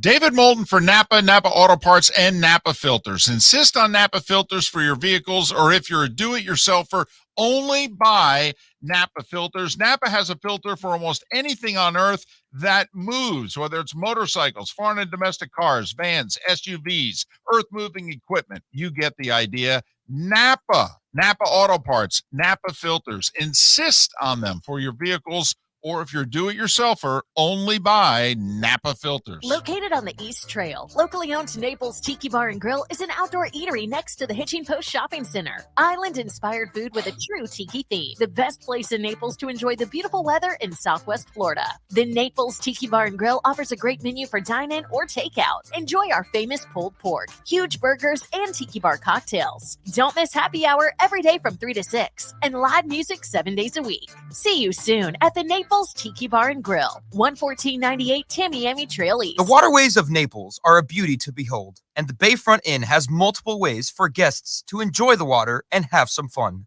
Gather your family and friends and enjoy a leisurely day on the water with a pontoon or deck boat. If you prefer to explore the waterways without a motor, the Bayfront has canoes, standboards, and kayaks. At the end of your journey, enjoy lunch or dinner at the Bamboo Tropical Bar and Grill. The Bayfront Inn. Something for everyone. On 5th Avenue in Naples. Hello, friends and family of Southwest Florida. Are you looking to tap into the electric vehicle market? Well, look no further, because we here at Southwest Florida Golf Carts have just what you need. E-bikes, golf carts, LSVs, scooters, and more. Come down and talk with one of our experienced sales reps, have a soda and a smile, and you could be cruising the streets in your new EV today. Stop by the store or visit our website at flgolfcarts.com and enter for a chance to win $100 off your next purchase by answering John's monthly sports question. You were listening to Miller and Moulton on the Florida Sports Network.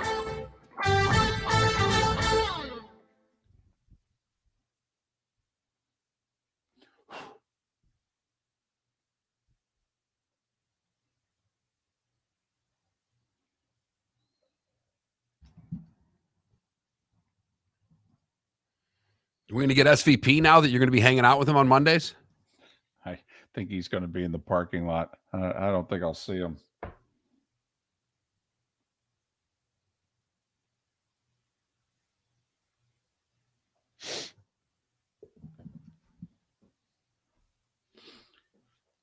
I am excited, though. Our first 4 games are all in the Eastern time zone. So I think there's a chance to see what this. I've not seen a Cooper Cup Detroit rumor. It doesn't mean I just haven't spent a lot of time on Pro Football Talk, but I've not seen that. Have you seen that? Mm-mm.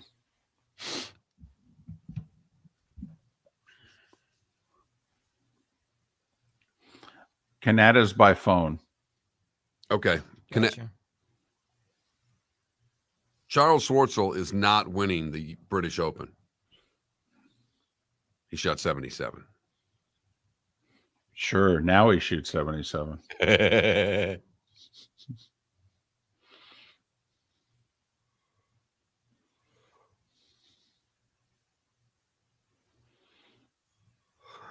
Adam, I actually like that little backcourt Washington's put together.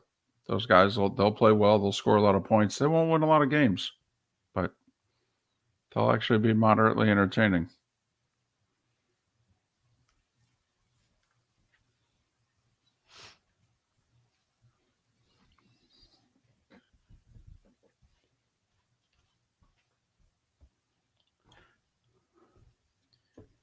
So you know how on Estero Parkway, there's like that storage.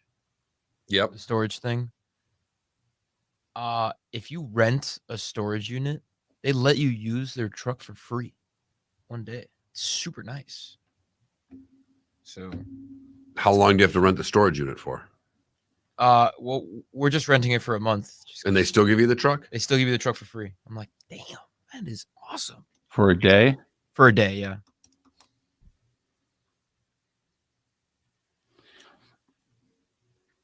You weren't. Oh, I'm sorry, Marco. I was just saying, why don't you throw the stuff away instead of putting it in storage? What? It's my stuff. Talking about. What are you moving in with the girl? I'm moving into a house with my friends in St. Carlos Park. Oh, good for you. Out of the apartment. Oh yeah. I wanted to move into a house since last year, but I know. settled on an apartment.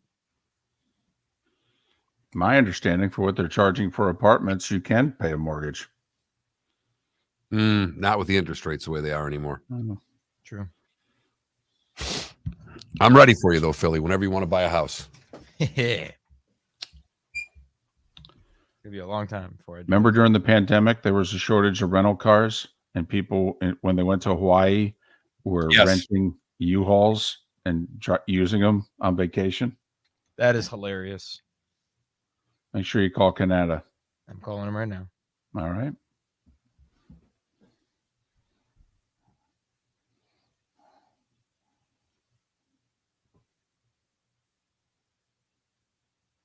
He's on hold. Wow, that was fast. Boom! Boom! Saw a compilation of Madden the other day just going boom, boom, boom. Love it. Tough acting to Nacton.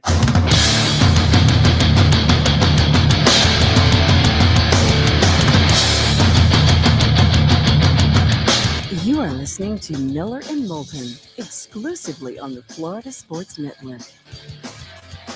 And now here's Mark Miller and David Moulton. It is our third and final hour of Miller and Moulton on this Thursday. We'll keep you updated on the Open Championship, but right now it's time to talk some football with Matt Cannata. Listen, if founding Pro Football Network wasn't enough and being its CEO, he still continues to work as an insider. I guess being CEO doesn't take up enough of his time. He's got to keep track of the Dolphins and a few other teams. Follow Matt on Twitter at Cannata, 2 N's, 1 T, Cannata PFN. Cannata PFN. Matt, it's David and Mark. It's been a while. How you been? It's been way too long. My Thursday mornings have been extremely lonely, so I'm glad we're back together. Well, what are we, 5 weeks or 7 weeks, say 49 days away from Chiefs and Lions? We're getting down to the nitty-gritty. Training camps are opening up. What is the biggest, open-ended question, but what is the biggest thing in the next 7 weeks that you're paying attention to, Matt? Yeah, I mean, we have training camps really kind of opening this week, but really next week, with everyone's coming back. And we look at the broader NFL landscape, right? It's the usual at this time of the year. It's position battles. It's the players ascending. It's the players declining a little bit. Obviously, there's a lot of controversy right now about running backs and their pay scales and everything else. So, it's the typical pattern going into training camp and working through the preseason. And they're just trying to figure out how the pieces are going to fall into place, right? We have a few QB battles around the league we're looking at, a few rookies coming in. How are they going to perform, right? The Anthony Richardsons of the world, the C.J. Stroud, Bryce Young, that whole trio will be compared. And Will Levis in Tennessee, Ryan Tannehill, Malik Willis, you have that whole thing going on there. It's going to be very interesting. There's been a lot of movement around the league, a lot of new quarterbacks coming in, and it's going to be interesting to see how it all plays out. Matt, listen, we know the owners will hold down the money at every position that they can. So the fact that they're doing it at running back and also at safety is not all that surprising. They're going to try to do it to a few other positions as well over the next few years. Do you think, however, that they're right, that running backs and safeties are not that important anymore? Or do you think this is them just saving money where they can?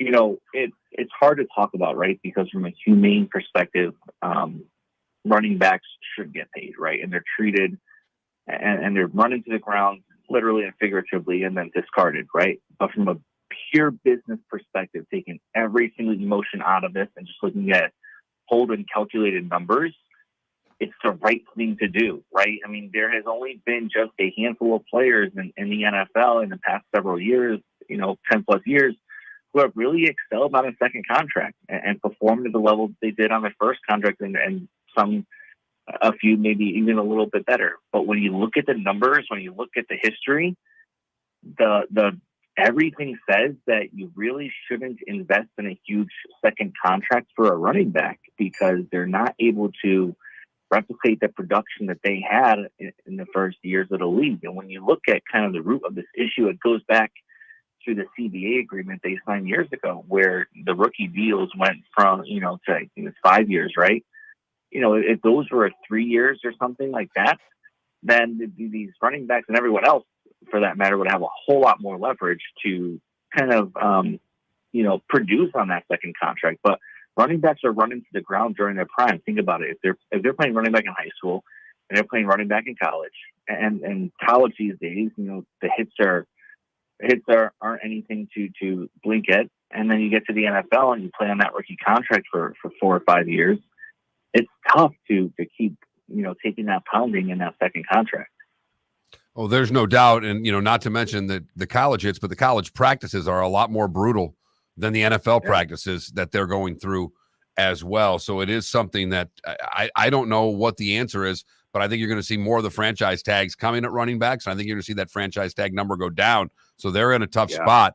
If Saquon Barkley, the comments he's making about sitting out, it's not in their advantage. It's not at their advantage to sit out. Do you think someone will, though? However, to try to pull another Le'Veon Bell to think they can write the system, because it didn't work for Le'Veon Bell, and I don't know how it works for Barkley or Jacobs if they think they're going to sit out more than until training camp's over. Yeah, I was going to say Le'Veon Bell, right? Remember that whole thing where he sat out, then ended up signing with the Jets a year later, and then just was a complete disaster over there. If the running back's going to do it, it's going to be one of these bigger names, because now these running backs are coming together, right? And they're talking. And the latest we heard is they had a group text message going on, trying to come up with a plan to kind of combat this. And so you would have to have a Saquon holdout, right? You would have to have a Josh Jacobs holdout. You wouldn't have Tony Pollard holdout because he has a chance now in Dallas to take the reins from Zeke. But you would have to have one of those big names take a stand, right? And maybe two of those big names. But the problem is, if they do, can they come back at that level that they were at when they, didn't sign a contract after a year off of football? That's really hard, right? That's really hard to do for anybody after a year away from something. And so, that's the risk that they'll take. But are they willing to take a stand for the rest of the position to get back on track? Now, again, though, you look at a guy like Saquon, and the latest report was he was offered $22 million guaranteed, and he turned it down. And the Giants had offered him several deals along the way, and he fired his agent mid-process and so forth. And so all that probably had a lot to play with it.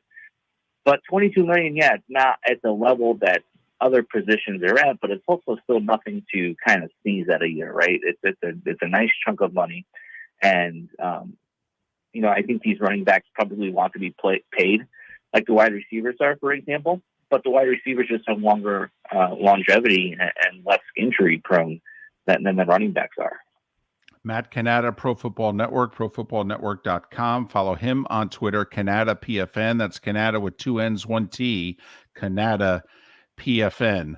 We were talking about this yesterday with a guest, in which we're wondering, do the Rams continue the teardown? I mean, if they're as bad as seemingly they are when you begin to break down their team, they've got a Stafford, they've got a Donald, they've got a Cup, and I don't know how much else they have. I mean, if you're the Rams, do you sell off Aaron Donald and Cooper Kupp here sooner than later?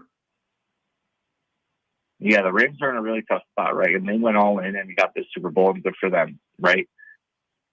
The thing that is the most interesting was the recent report that Matthew Stafford was being shopped around, and they wanted him to reduce his salary, and he refused, right?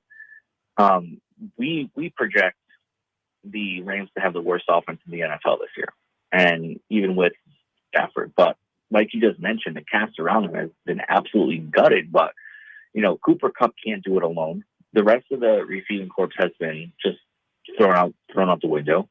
And the offensive line isn't what it once was. And then the depth along that line is primarily rookies, right?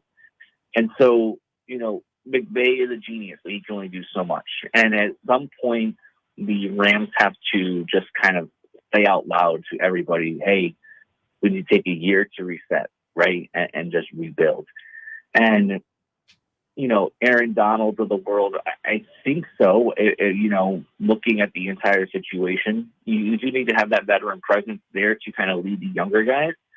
But I don't think Cooper Kupp is going to change an offense this year or put the Rams in position to contend, especially in the NFC West when we have a very strong 49ers and Seahawks team, right?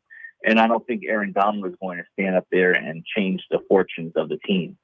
So if they can get the value and the return for those guys, then absolutely they should, right? And they tried to do it with Stafford, but they couldn't take anyone on because of his massive contract. And I think that is the biggest hindrance in it all. But they do. They just need to admit out loud they're rebuilding and just fully reset, just like they did when they went all in for the Super Bowl run. All right, let's bring things a little closer to home and talk Miami Dolphins. They are we've been joking because it's been such a great year for Florida sports teams, the Heat and the Panthers and FIU and the University of Miami basketball, all making runs that we didn't necessarily expect. Are the Dolphins in a position to make that run, and where do you think their biggest weakness is heading into the season? Yeah, we had written an article on ProFootballNetwork.com about that actually after the Heat made the championship series. It's really funny how kind of Florida, South Florida especially, has really taken the sports world by storm in those appearances, but haven't really been able to close the deal on them. When you look at the Dolphins, right, the biggest improvement for them has not been any player. It's been Vic Fangio. And this is a move that's people are talking about, but I don't think they're talking about it enough. Vic Fangio is one of the best, if not the best, defensive coordinator in the NFL. He's a guy who's not going to go for another NFL head coaching opportunity, right? He's a guy who's not going to get one either. And so he's locked into Miami for as long as they will have him and as long as he wants to. And that is huge, right? When you could take a defensive coordinator and bring in continuity for several years. And when you look at Miami last year, right, the offense, yeah, up and down, but they have an offensive-minded head coach in Mike McDaniel. Their defense was the one that was kind of shaky at times and the subject of a lot of controversy. And with Vic Fangio coming in, he's going to bring in new schemes that he was working on while he was away from the NFL that no one has ever seen before. He's going to be putting these guys in a position to succeed just as he has his entire career coaching the defense. And we're going to see, I think, a very, very dominant defense and one that is going to give other teams a lot of fits. And people are talking about it, but I don't think they're talking about it enough because he is going to come in and really just put his stamp on this thing and run the defense with total authority. They need to stay healthy, especially at the line of scrimmage. Don't know how much depth they have. And very quickly, is that offensive line good enough? Because everything around it is potentially outstanding. Is that line good enough for them to win 11, 12 games, or is that line going to do them in?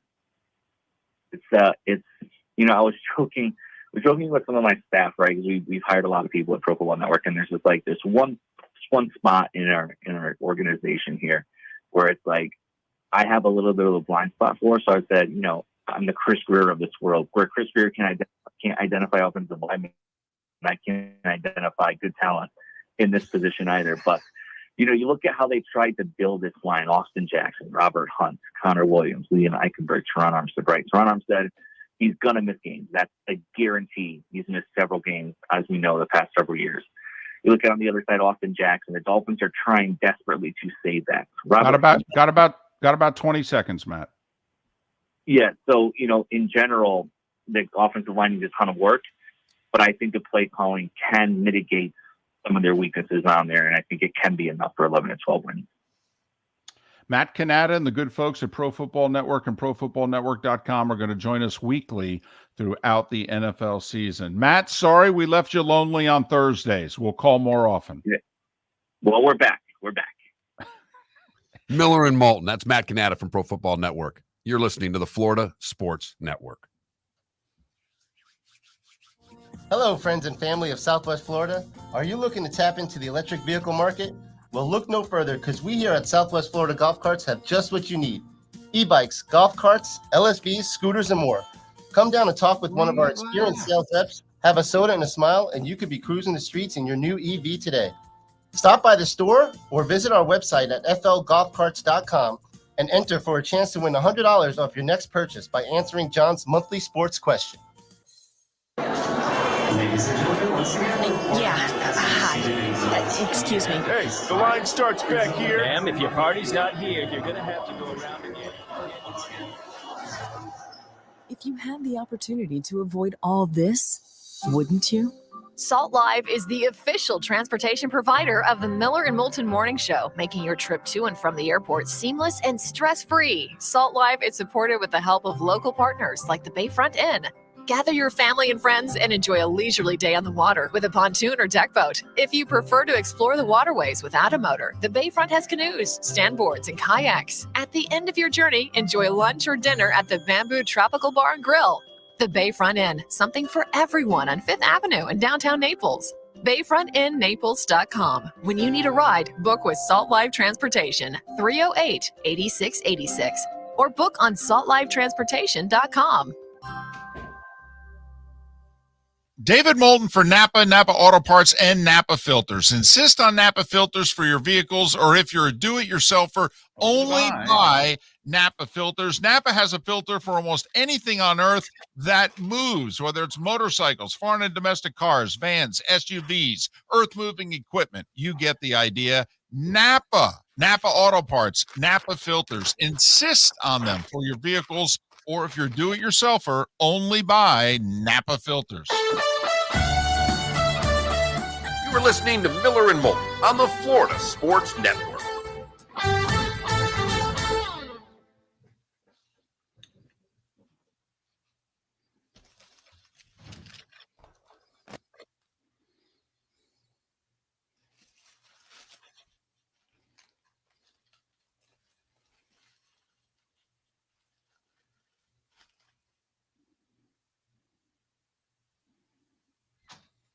How's everybody doing?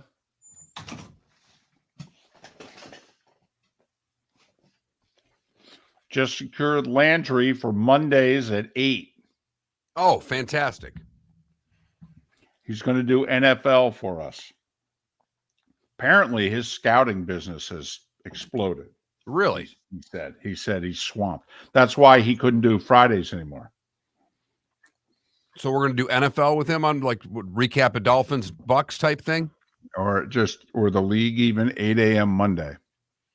So I figure we'll get Gary in the 7 o'clock hour Monday, and then we'll get. You should get something to eat during the show. I think you're first time all week I'm eating during the show.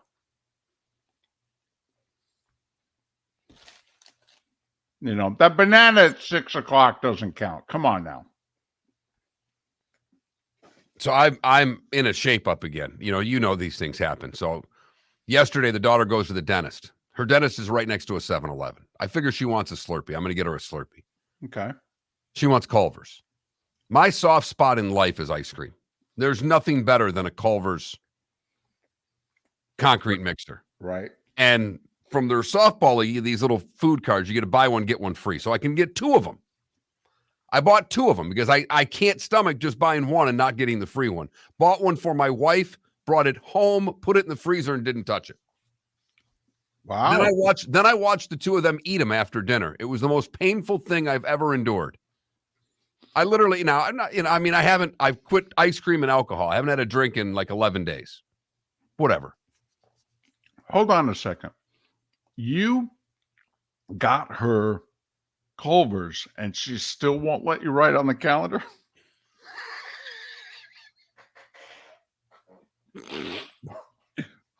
I mean, come on, honey. You know what? If I would have asked after the Culver's, I probably would have been allowed. I asked about writing on the calendar several days before buying her ice cream, David. It's a really valid point you make right there. Man, how about a little something for the effort? Yep.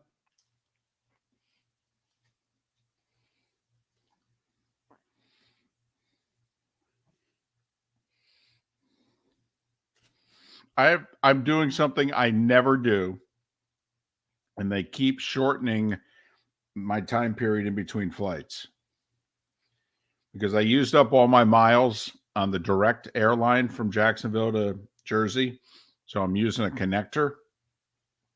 And when I booked the flight, it was like 50 minutes in Charlotte. It's now 37 minutes in between flights.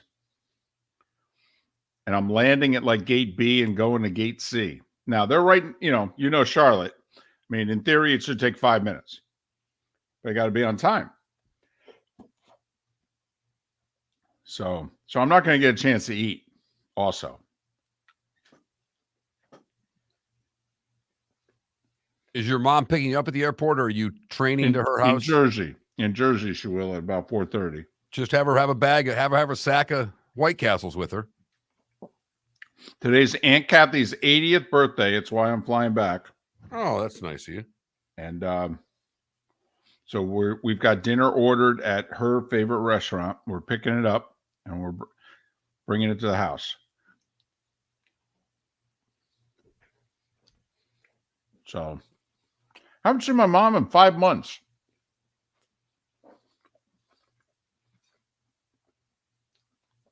Going to see her a lot. We have 4 trips to Jersey for Monday Night Football.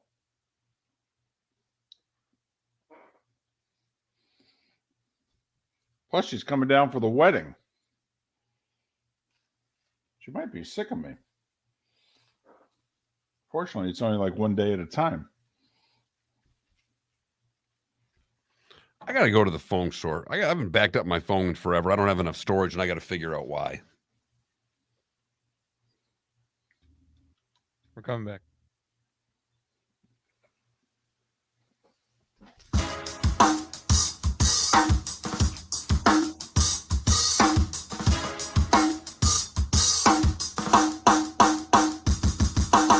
Welcome back to Miller and Moulton, only on the Florida Sports Network.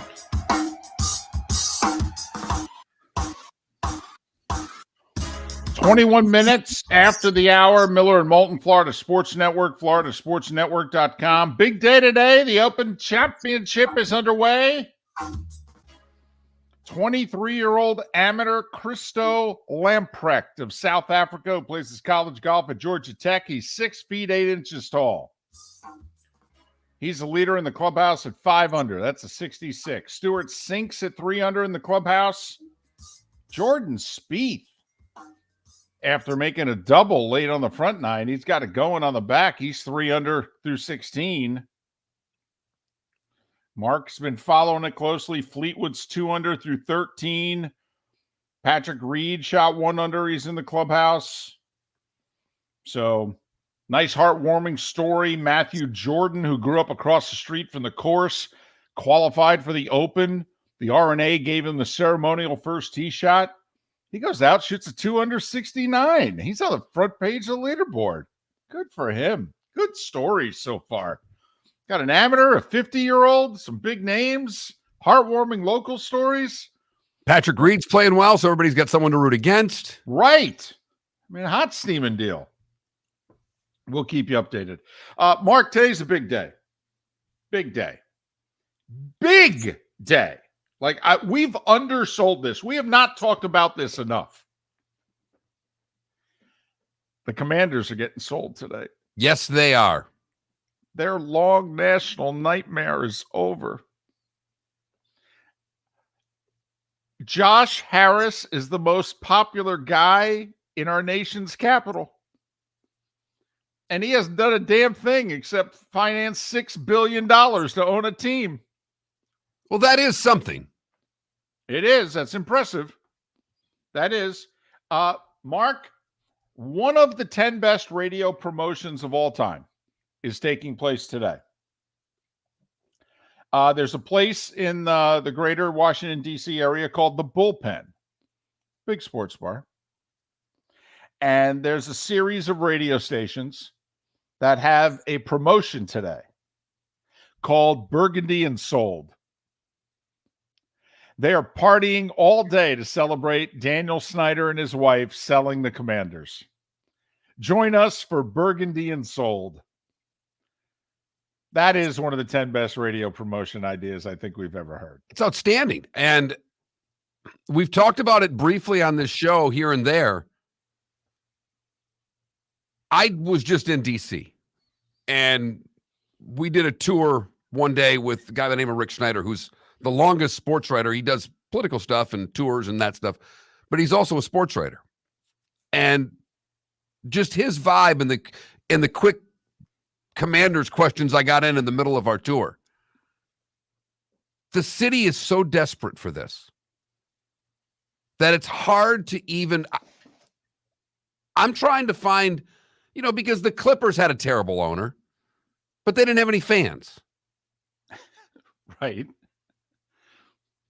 I'm trying to think of the ownership base that's even close to this. Because where you match the fandom with an owner who's hated. Because when he bought the team, it was clearly one of the 10 best franchises in the league. Now, it's still one of the 10 most expensive. I mean, there aren't 10 other franchises that can get $6 billion if they went on the market. But we don't think of them as a regal franchise. I mean, they were when Snyder bought the team in the 90s. They were a regal franchise. Gibbs had just gone to 4 Super Bowls, won 3 of them. They had their day even the decades before that. For goodness sakes, Lombardi came out of retirement to coach who? The Redskins. And now they're one step above a punchline, right? Oh, I don't even know if they're a step above a punchline. Okay. They are a punchline because of their owner, David. And it's a depressing, sick, demented punchline. If Josh Harris is around you at the Burgundy and Sold party, don't tell him that Sam Howell's his quarterback, that he paid $6 billion for Sam Howell. Don't tell him that. Just let him, think he's got like Theismann or Ripien or, something like that. He's going to get a league MVP performance out of his quarterback here. He's going to get RG3's rookie year, something. I mean, paid $6 billion. Have a little something for the effort. Or Sam Howell could be everything we think he is, and that's really bad, and they could put him in line for what's going to be a great quarterback class next year. But it's Burgundy and Sold. The Commanders get officially sold today, and an entire fan base is going nuts over it. Nuts, thinking there's no way things can be worse.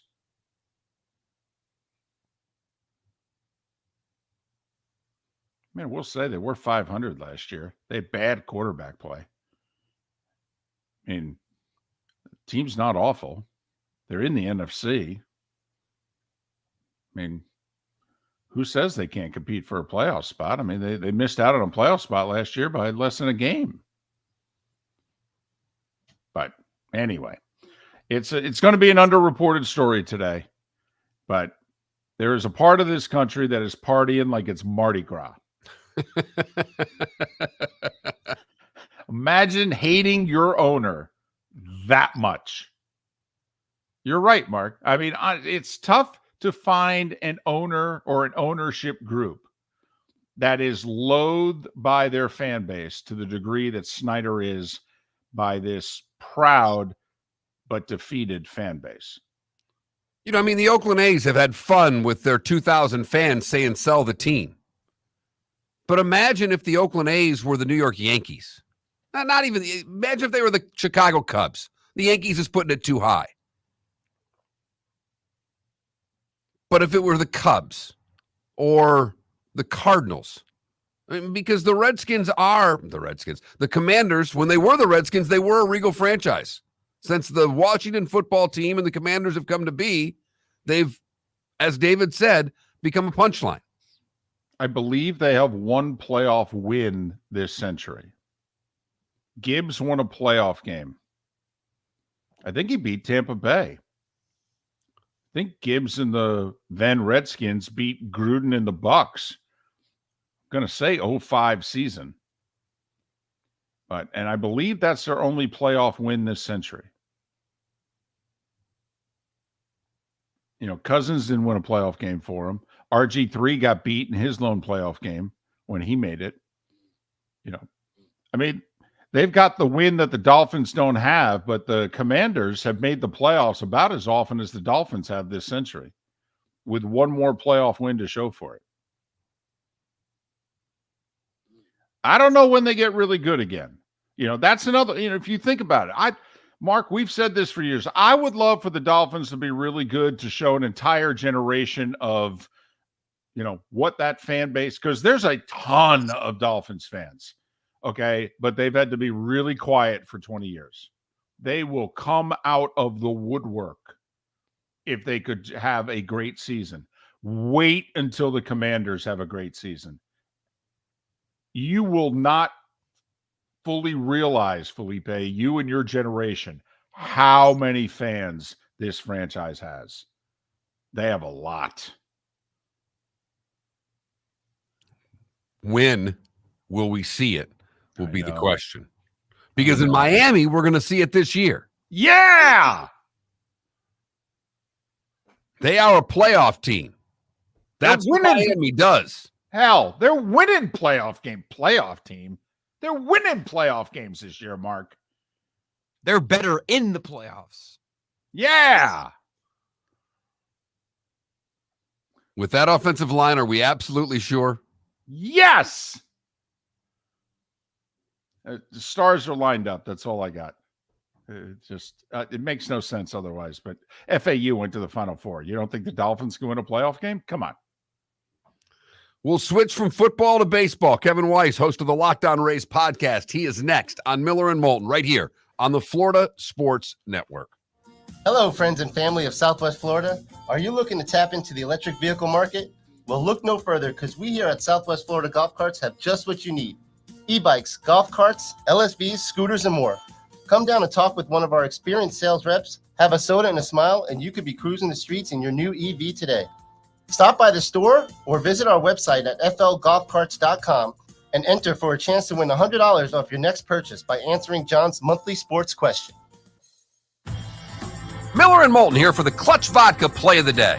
Mark, remember Nick Charles, Fred Hickman, the CNN Play of the Day? Yeah, CNN did a nightly sports show. That was a while ago. Yes, it was. Just work with me. Everyone liked the pod, the Play of the Day. So how about we have the Clutch Vodka Play of the Day? Sounds good. Fun, smooth, like Clutch Vodka. Listen weekday mornings for the Clutch Vodka Play of the Day. Play of the day. Clutch with a K. Ladies and gentlemen, once again. Yeah. Hi. Excuse me. Hey, the line starts back here. Ma'am, if your party's not here, you're going to have to go around again. If you had the opportunity to avoid all this, wouldn't you?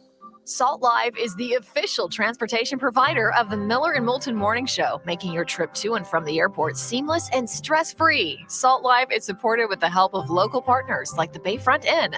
Gather your family and friends and enjoy a leisurely day on the water with a pontoon or deck boat. If you prefer to explore the waterways without a motor, the Bayfront has canoes, standboards, and kayaks. At the end of your journey, enjoy lunch or dinner at the Bamboo Tropical Bar and Grill. The Bayfront Inn, something for everyone on 5th Avenue in downtown Naples. BayfrontInNaples.com. When you need a ride, book with Salt Live Transportation, 308-8686, or book on saltlivetransportation.com.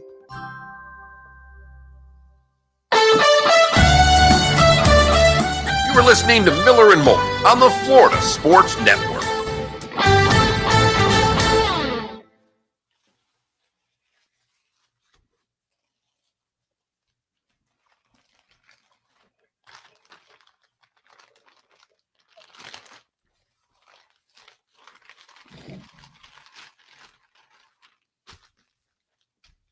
Fleetwood to go 3 under. I think Scheffler's about to go 1 over.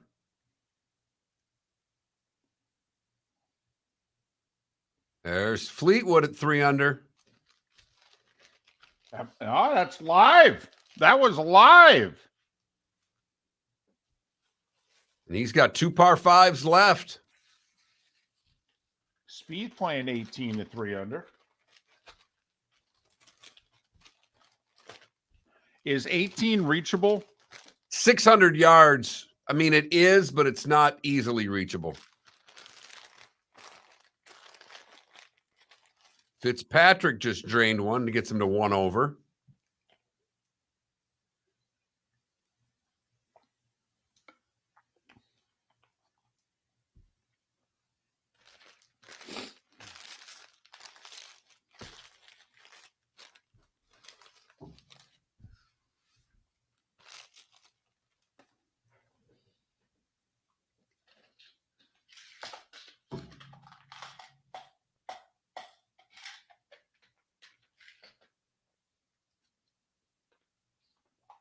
That's right. That's right. When you say Miami, we're talking Super Bowl. We got to get that back.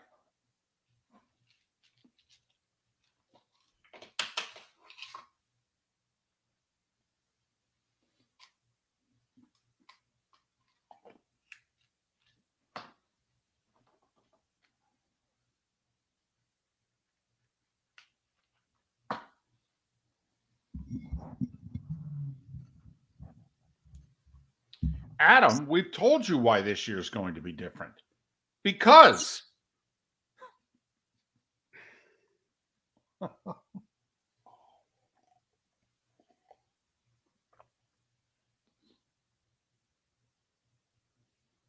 because of FAU, the Miami Hurricanes, the Panthers, the Heat, and hell, Inter Miami got messy, for God's sakes. This is a year, baby. Hell, the Marlins are in playoff contention.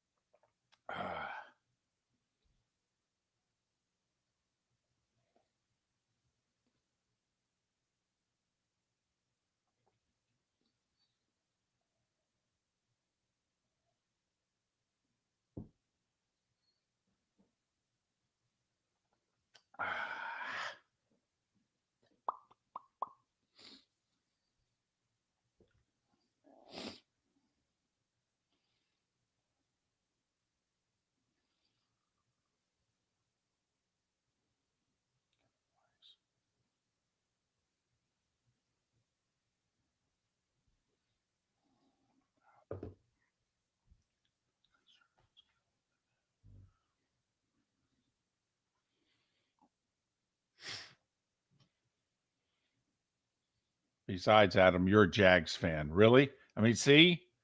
Come on. Even last year, they won. It can happen. The Athletic has a long, detailed story on Northwestern that came out about 3 hours ago. That can't be good, David. Probably not. No. Two writers, too. Kevin's on hold. We're back in 40. Probably not, Mark. No. The one I somehow took it off, but somehow one of the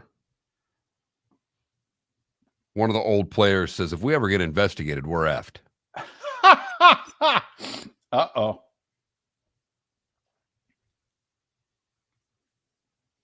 Yeah, that's what we're talking about, E. We're not saying that we're not predicting a championship. We're predicting just a good run.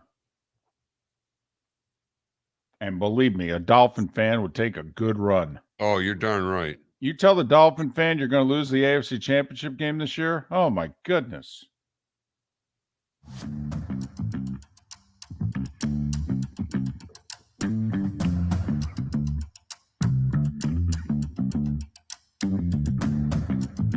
You're listening to Miller and Moulton, only on the Florida Sports Network. 22 minutes before the hour. We've kicked a lot around today, but we've been telling you all week. Rays and Orioles, big 4-game series at the Trop. First place will be on the line. Well, now they're tied for first. Heck, the Orioles are ahead by winning percentage. Kevin Weiss covers the Rays. He has a Locked On Rays podcast. Follow him on Twitter, Kevin Weiss _. Kevin Weiss _. Kevin, it's David and Mark. Good morning. Thanks for your time. Very simple question. Scale of 1 to 10, your level of concern for the Rays right now is? Level of concern for making the playoffs, getting to the World Series, winning the division. I guess, do you have a qualifier in there? How about winning the East? Ooh, good question. Level of concern, winning the AL East 1 to 10. I would say a 7. All right. What is it that should put Rays fans at ease? Because a 7 still is a pretty good number. What are you feeling positive about through this? Well, the last 60 games, if I've got this right, they're 29-31 in their last 60. What should you be telling Rays fans to calm down about if you think that the chance of winning the division is still that strong? I would say that it's a long season. There's ups and downs. There's ebbs and flows that, there's changes and guys aren't always going to be consistent as they were in the beginning of the season, in the middle of the season, to the end of the season. So, quite frankly, I guess I may have answered your question incorrectly because I'm not feeling too confident right now about the Rays, quite frankly, because they are 3-11 in the month of July, and we're starting to see some of the issues mount themselves between incompetence with runners in scoring position and bullpen issues, depth issues, injury issues. It's all coming to a head. But what I would say, having said all that, and despite the rest of the month being a very, very difficult trek, if you look at the opponents that are coming up, the Rays have been there, done that.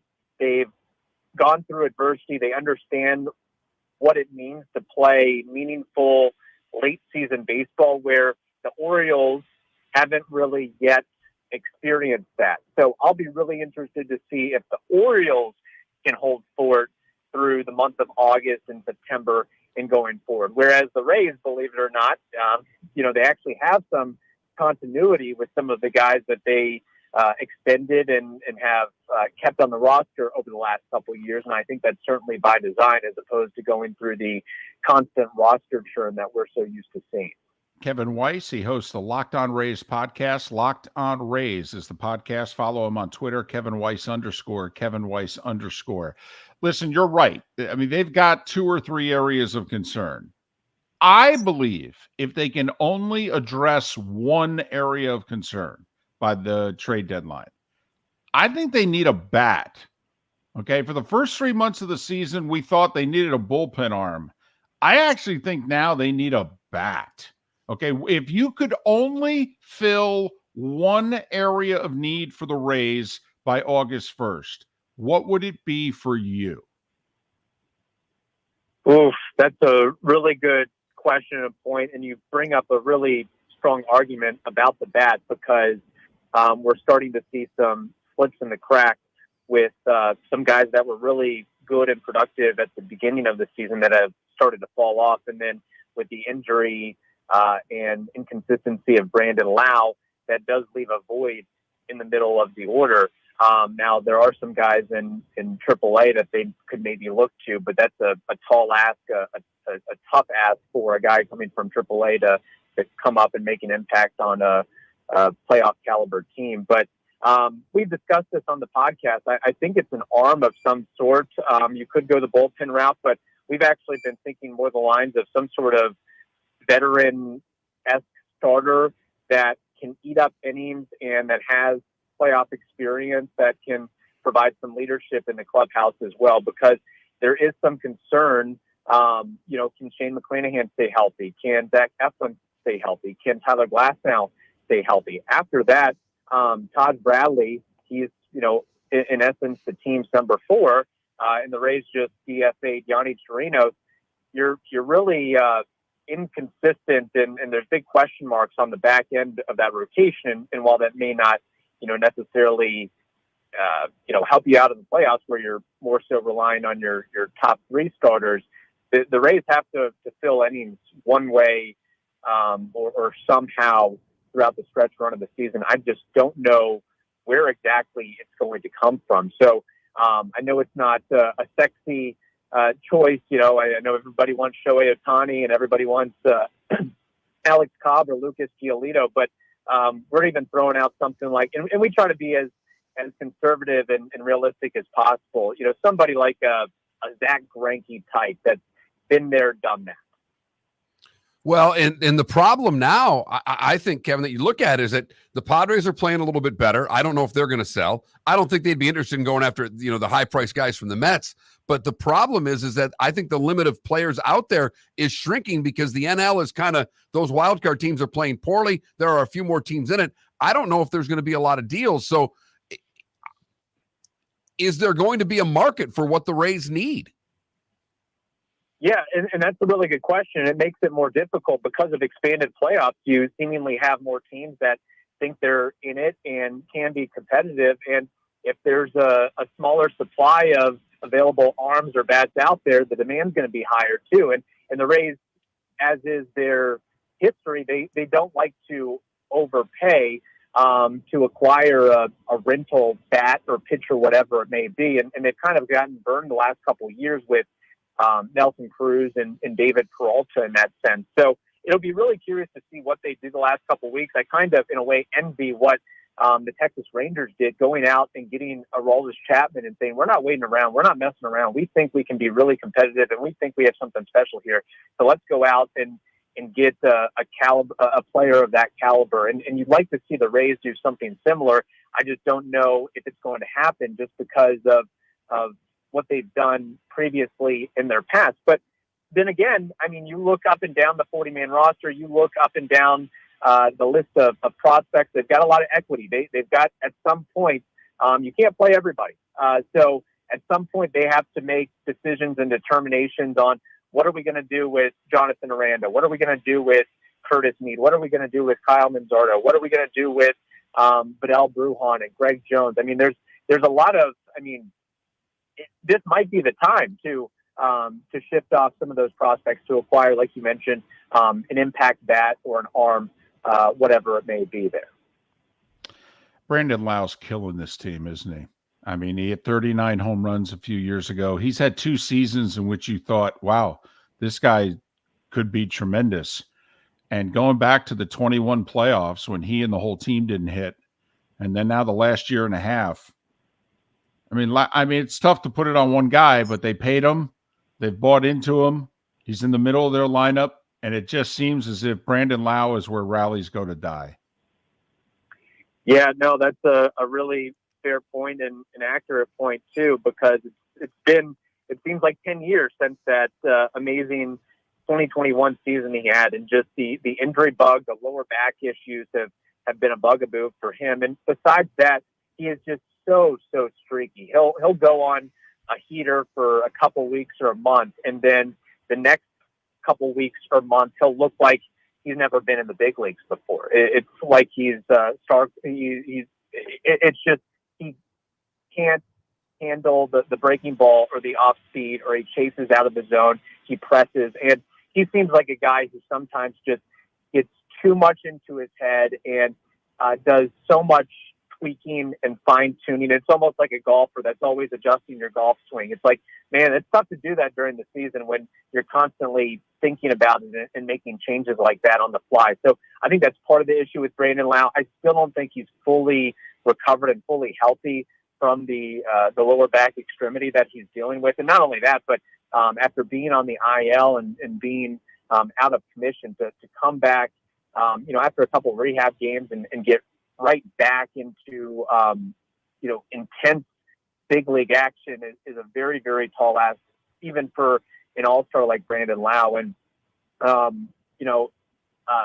he's there to hopefully provide protection for other guys in the lineup and drive other guys in. But when he's struggling as much as he is, pitchers can they don't have to treat him as 2019 or 2021 Brandon Lau anymore. They can just look at him as just another guy, more or less.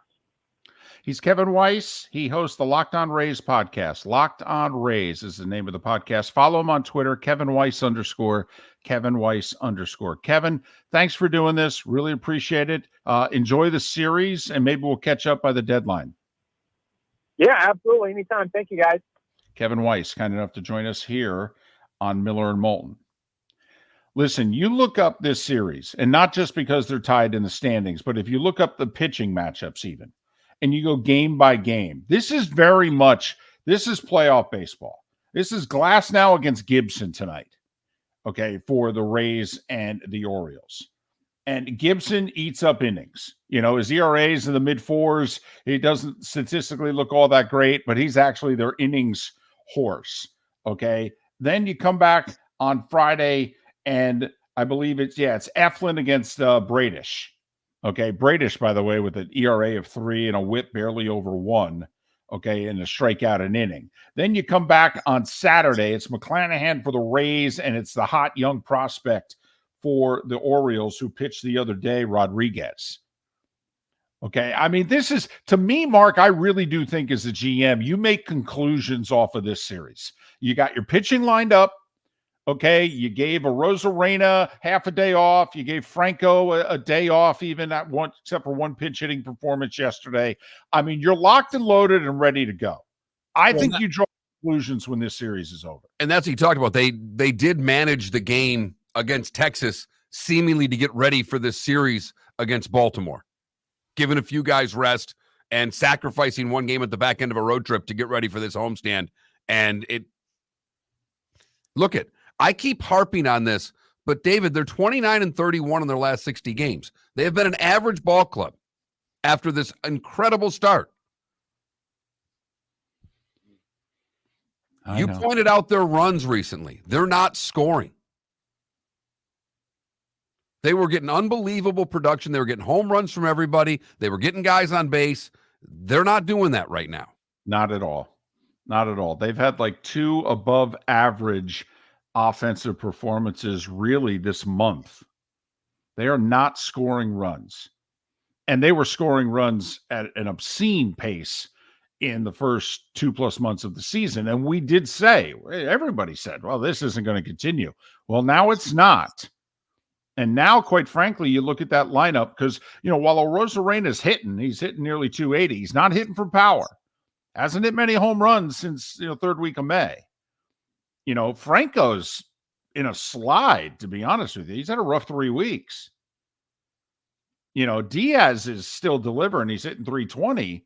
They got him hitting leadoff now. They're top of their lineup so bad.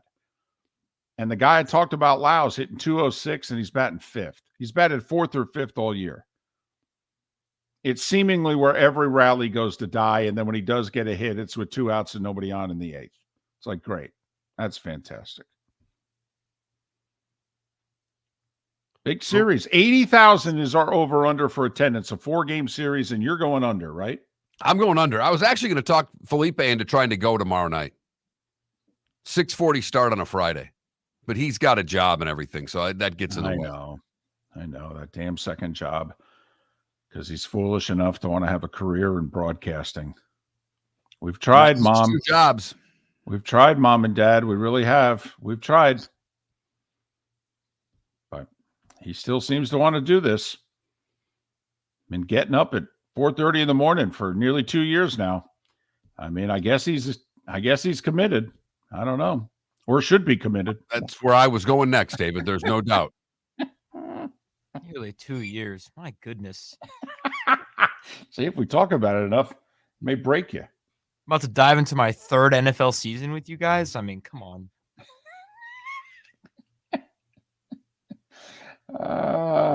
Yeah, that's about right. Yeah. That's how it goes, buddy. Yeah.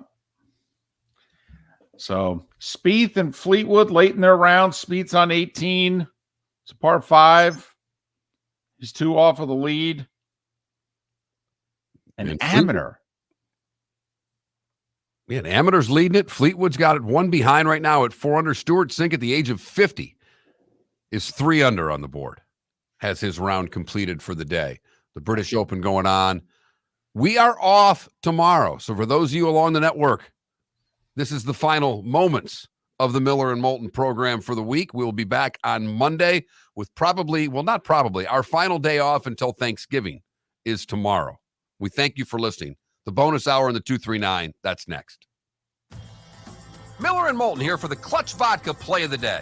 Mark, remember Nick Charles, Fred Hickman, the CNN Play of the Day? Yeah, CNN did a nightly sports show. That was a while ago. Yes, it was. Just work with me. Everyone liked the pod, the Play of the Day. So how about we have the Clutch Vodka Play of the Day? Sounds good. Fun. Smooth. Like Clutch Vodka. Listen weekday mornings for the Clutch Vodka Play of the Day. That's Clutch with a K. Ladies and gentlemen, once again. Hi. Excuse me. Hey, the line starts back here. Ma'am, if your party's not here, you're going to have to go around again. If you had the opportunity to avoid all this, wouldn't you? Salt Live is the official transportation provider of the Miller and Moulton Morning Show, making your trip to and from the airport seamless and stress-free. Salt Live is supported with the help of local partners like the Bayfront Inn.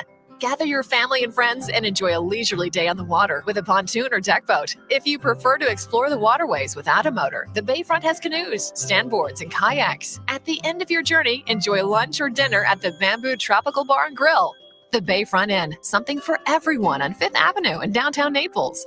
BayfrontInNaples.com. When you need a ride, book with Salt Live Transportation, 308-8686, or book on saltlivetransportation.com. The waterways of Naples are a beauty to behold, and the Bayfront Inn has multiple ways for guests to enjoy the water and have some fun.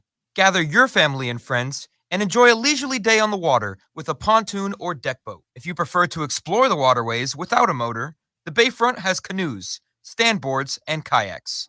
At the end of your journey, enjoy lunch or dinner at the Bamboo Tropical Bar and Grill. The Bayfront Inn, something for everyone, on 5th Avenue in Naples.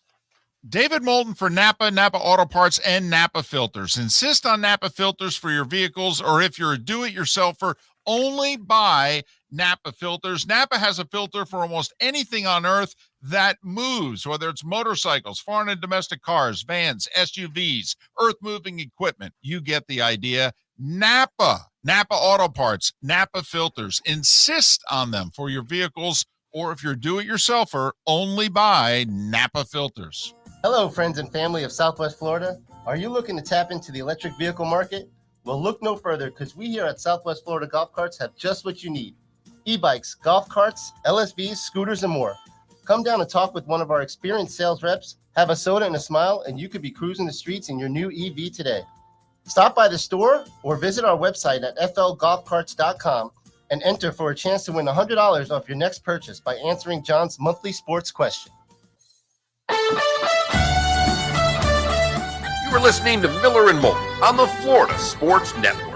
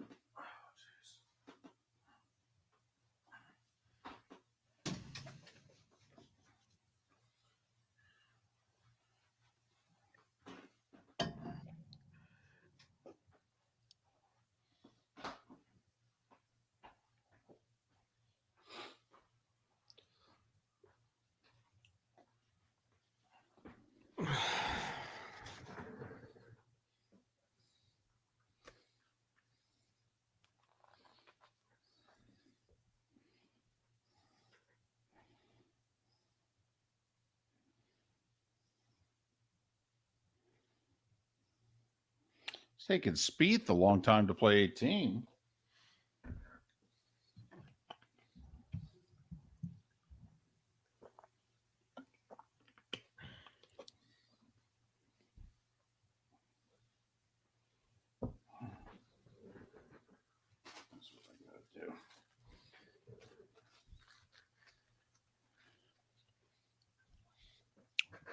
Mr. Traffic, I'm not affected by anything that happens on the interstate.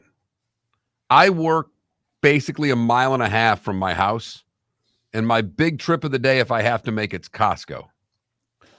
Gymnastics is a little further than Costco. Oh, there was a gravel truck that rolled over on 101. That's like right at the spit of Southwest Florida. That sucks.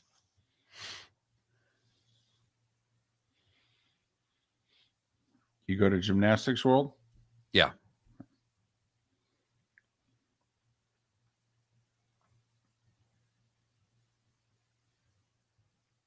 Oh, yeah. They love me there. I'll bet they do. No, they actually do. Because I was the one that, I think I told you that story when a mother berated a teacher. Mm-hmm. And ever since then, that whole place has got my back.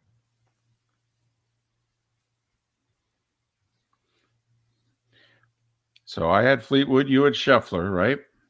My long shot's Gooch. Who was your long shot? I don't know if I had my long shot was Podrick. Oh, that's a real long shot. Here we go.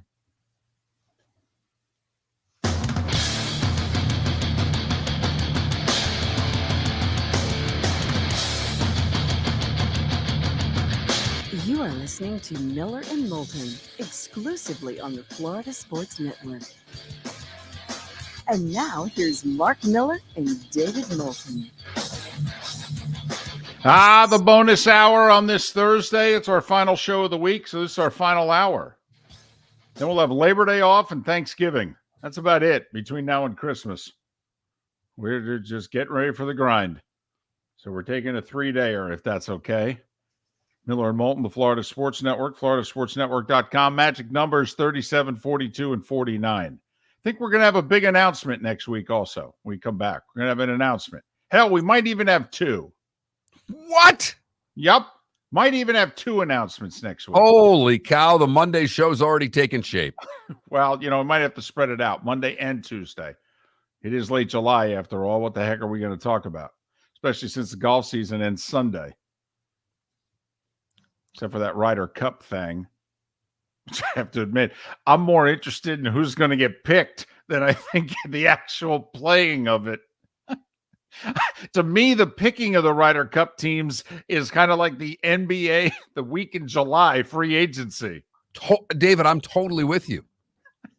Maybe more interesting than the entire regular season. It's like I'm more interested in how they pick the Ryder Cup team, not how the team plays. And Koepka trying to play his way onto the team. This is his last chance to get points. He's third, should be able to make it on points, but there's DJ. There's a lot of others that are live golfers that have to be considered. Well, Patrick Reed off to a good start here in the Open Championship. He just missed qualifying for the last Ryder Cup team. They played really well without him. He's played well this year. Taylor Gooch has 3 wins on the LIV this year. When he left the PGA Tour for the LIV, he was a top 40 player in the world. David, I don't think Taylor Gooch has a shot in hell of being picked for the Ryder Cup. I would fall over. This would be as shocking of a sports moment to me as anything else out there. Probably. I don't think the real question is because Koepka's going to get picked. Whether he automatically qualifies or not, Koepka's going to get picked. The question really is Zach going to pick anybody else? I mean, will they even go 10-2? 10 PGA Tour guys, 2 LIV. And you would think the second one would be DJ. Particularly after the way he played in the last Ryder Cup. You mean 5-0? Yeah, 5-0.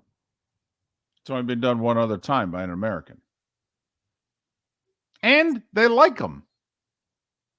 And even if they didn't, they could pair DJ and Koepka together. They're best buds. Their wives hang out together. And if you could figure out a way, I think, the Ryder Cup, though, the Americans set their team first when you're on the road, right? I believe so, yeah. Or do they alternate by day? Because I would make sure if I had Koepka and DJ, I would play him against Rory every round. I'm not even being flippant. He hates live golf so much, I would throw live golf right in his face. It'd probably go one of two ways. He'd either play great or you'd mess with him.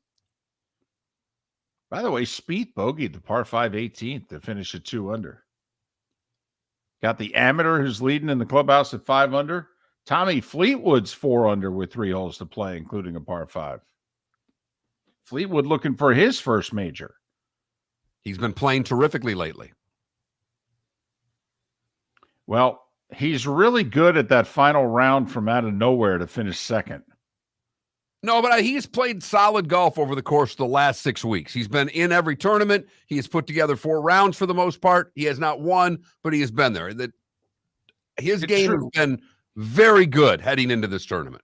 I forget what the 4 categories were, Mark, but apparently he's the only guy on the PGA Tour who's in the top 30 in, like, they lined up 4 or 5 major categories. And even as well as Rory and Scheffler and Ricky have played, Fleetwood's apparently the only golfer who's in like the top 30 in these 5 categories. So that's how well he's played, to further your point. But, you know, he's a guy who doesn't close very often, and he's never closed in a major. Hell, he's never closed in a PGA Tour event. Had the Canadian Open there and let it get away. But anyway, off to a good start, which Tommy doesn't always do in majors. He's usually coming from behind, posting and hoping. Now he's one off the lead in the first round. Good for him. 21,000's the text line if you want to chime in on anything that you've heard today. We've talked some football with Matt Cannata. We've talked some baseball, specifically Rays, with Kevin Weiss from the Locked On Rays podcast. If you missed any of that, go to floridasportsnetwork.com to catch up on what you may have missed from the show. Listen, I know this sounds crazy, but let's just say the Marlins continue their slide. I don't mean they lose every game, but let's just say they're over the next week and a half, they're no better than 500. Let's just say they go 4-5 in their next 9. The hard part of their schedule is coming up after that. I mean, if you handled July the way you handled it, could you, if you're the general manager of the Marlins, have, you know, the moment of truth serum and go, we're not a playoff team? David, me, if I were in that spot, I'd be first walking into my boss saying, when are we going to talk about my extension? And if we're not talking about my extension, then I'm trading everybody. Then I've got, and I'm not kidding. You're a GM who does not know if you have a job next year. And she certainly deserves an extension. She's done a very good job, especially once Jeter was moved out and you knew for a fact that every single decision can be judged on her. She's had far more pluses than minuses in the last year. Far more. But if they're not giving me an extension, then I've got to try to make moves to make the playoffs. I'm going to shake things up. Half a game behind the Phillies. The team I keep looking at is the Diamondbacks. Mark disagrees with me. He's not as sold on the Giants and Phillies as I am. He's more sold on the Phillies than the Giants. But I have put the Phillies and Giants in the playoffs. The 2 teams with veteran players who have both been there recently. And so I'm putting them in. And to me, the final wild card right now is Diamondbacks, Marlins, Reds, with the Mets and Padres both looking at one another going, you going to get your act together? I don't know. You going to get yours? It's tough to take them seriously. The Mets have the same record as the Cubs. Anybody talking about the Cubs? Padres are what, a half a game better than the Cubs? Correct. Anybody talking about the Cubs? You know, if it wasn't for the $600 million that the Mets and Padres had spent on their teams, I mean, although I will say both the Padres and Cubs have a positive run differential, Mets don't. I mean, there is nothing about the Mets, honestly.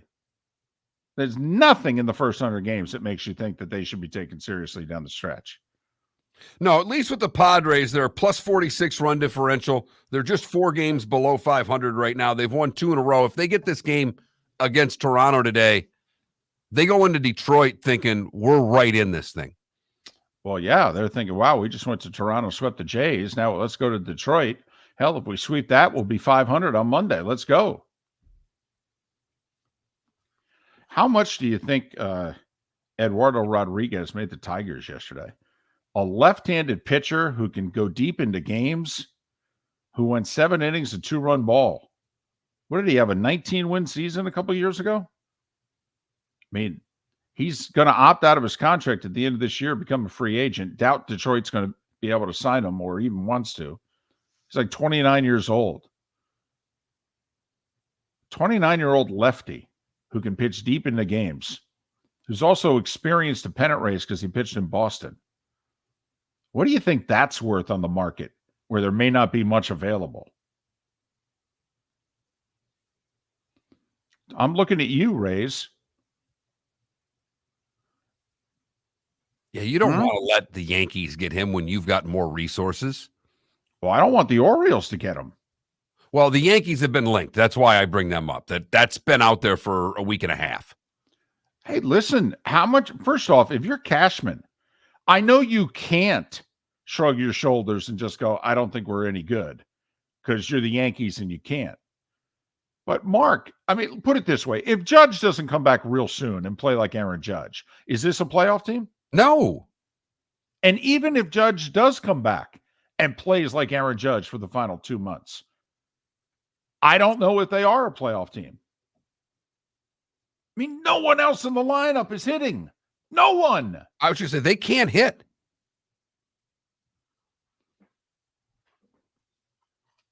They are the lowest run-producing team in their division. The Rays have scored 104 more runs than the New York Yankees.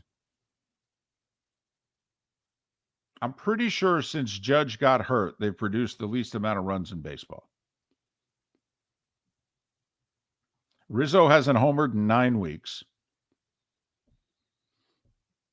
Stanton's hitting below 200, even though he hits the occasional solo homer.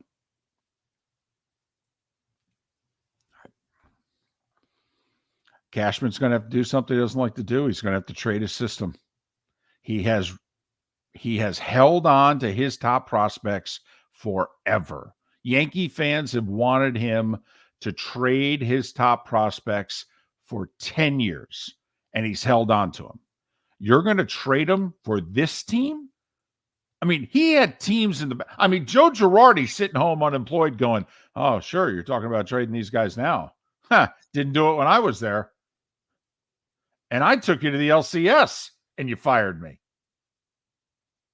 Quick update, Tommy Fleetwood with a birdie on 16. He's now at 5 under, tied for the lead. Oh! With the short par 3 17th and a par 5 18th still to come. What was he, 22-1?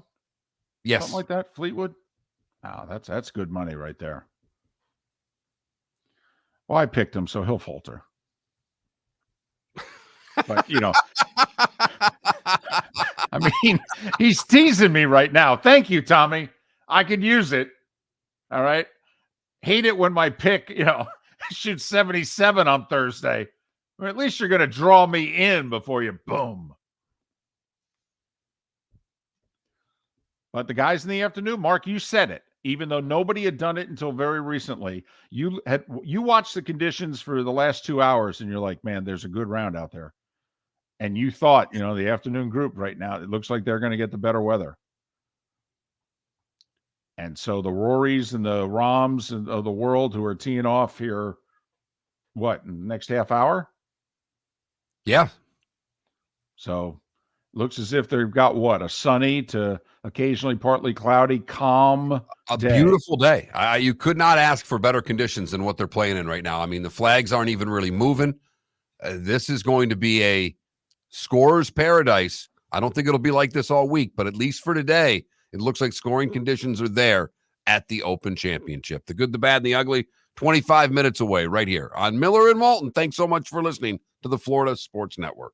Located on the East Trail, locally owned Naples Tiki Bar and Grill is an outdoor eatery next to the Hitching Post Shopping Center. Island-inspired food with a true tiki theme. The best place in Naples to enjoy the beautiful weather in Southwest Florida. The Naples Tiki Bar and Grill offers a great menu for dine-in or takeout. Enjoy our famous pulled pork, huge burgers, and tiki bar cocktails. Don't miss happy hour every day from 3 to 6 and live music 7 days a week. See you soon at the Naples Tiki Bar and Grill, 11498 Tamiami Trail East. East. David Moulton for Napa, Napa Auto Parts, and Napa Filters. Insist on Napa filters for your vehicles, or if you're a do-it-yourselfer, only buy Napa filters. Napa has a filter for almost anything on earth that moves, whether it's motorcycles, foreign and domestic cars, vans, SUVs, earth-moving equipment. You get the idea. Napa Auto Parts, Napa filters. Insist on them for your vehicles, or if you're do-it-yourselfer, only buy Napa filters. The waterways of Naples are a beauty to behold, and the Bayfront Inn has multiple ways for guests to enjoy the water and have some fun.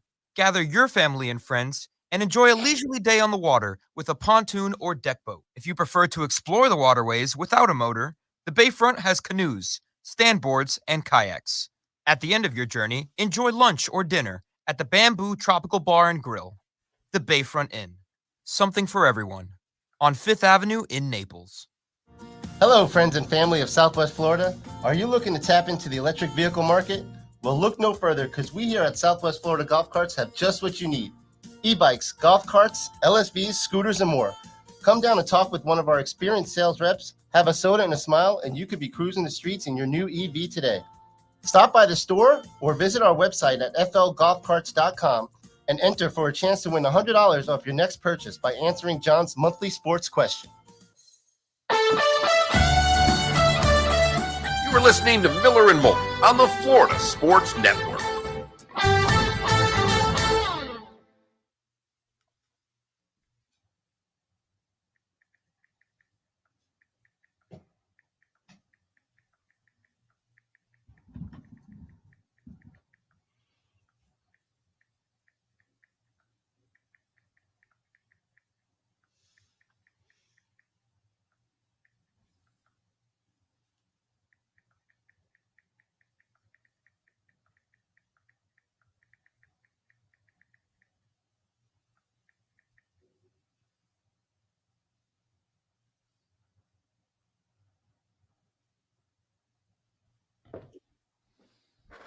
I have to admit, when I laid out our grid,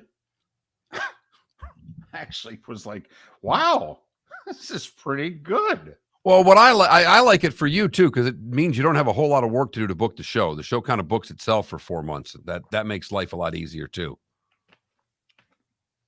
The only thing, I mean, I laughed because I'd much rather have this problem. So would you.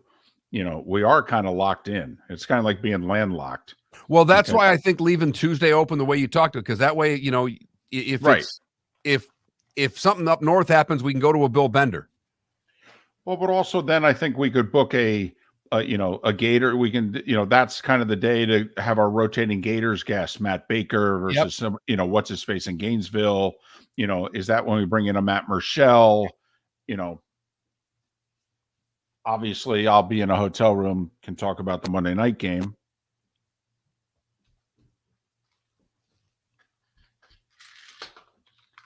All right, I got to pack my drugs. You need one of those things. The Monday through Friday pill thing to put all your pills in. Yeah, I know. I won't do those. To me, that makes you seem like you're 104 years old. I use one. Works out really well. Well, no, it does. I should do it. This is just stubborn by me. This is, no. I'll figure it out myself. Besides, I got a Ziploc bag. You are a piece of work. Well, what more do I need?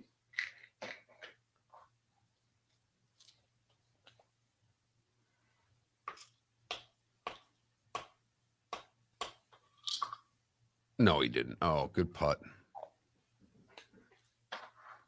Well, Fleetwood par 17. See, this is where you place your bet. Does he birdie 18? God. Do you know how much money? If we ever came into a little bit of money, do you know how much money we would lose? If you could bet golf shots. Shots! Oh, my God. I'd probably subscribe to Peacock. TV.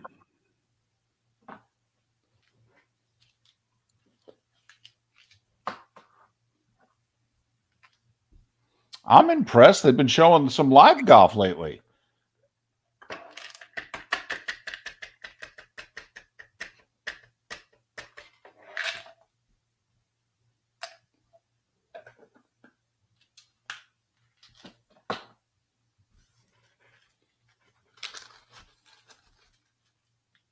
Is Seth okay with 8? He is. And Chris Landry's okay with 8 because I want to leave 8:38 open for Joe or Troy. Yeah.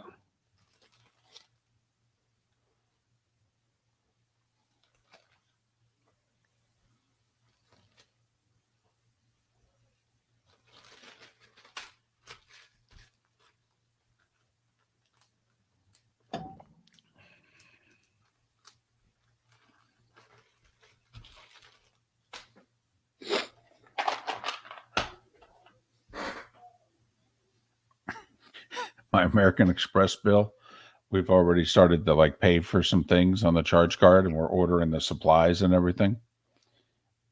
And the bill's going to come today or tomorrow. And I told my wife, do not open it. Just put it on my desk. There's no need for you to see that. And it's going to get worse. Oh my! Just so you know. Well, supposedly Mondays, Mr. Traffic.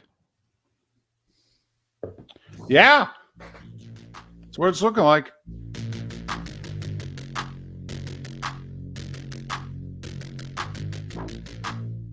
It's the bonus hour of Miller and Moulton on the Florida Sports Network.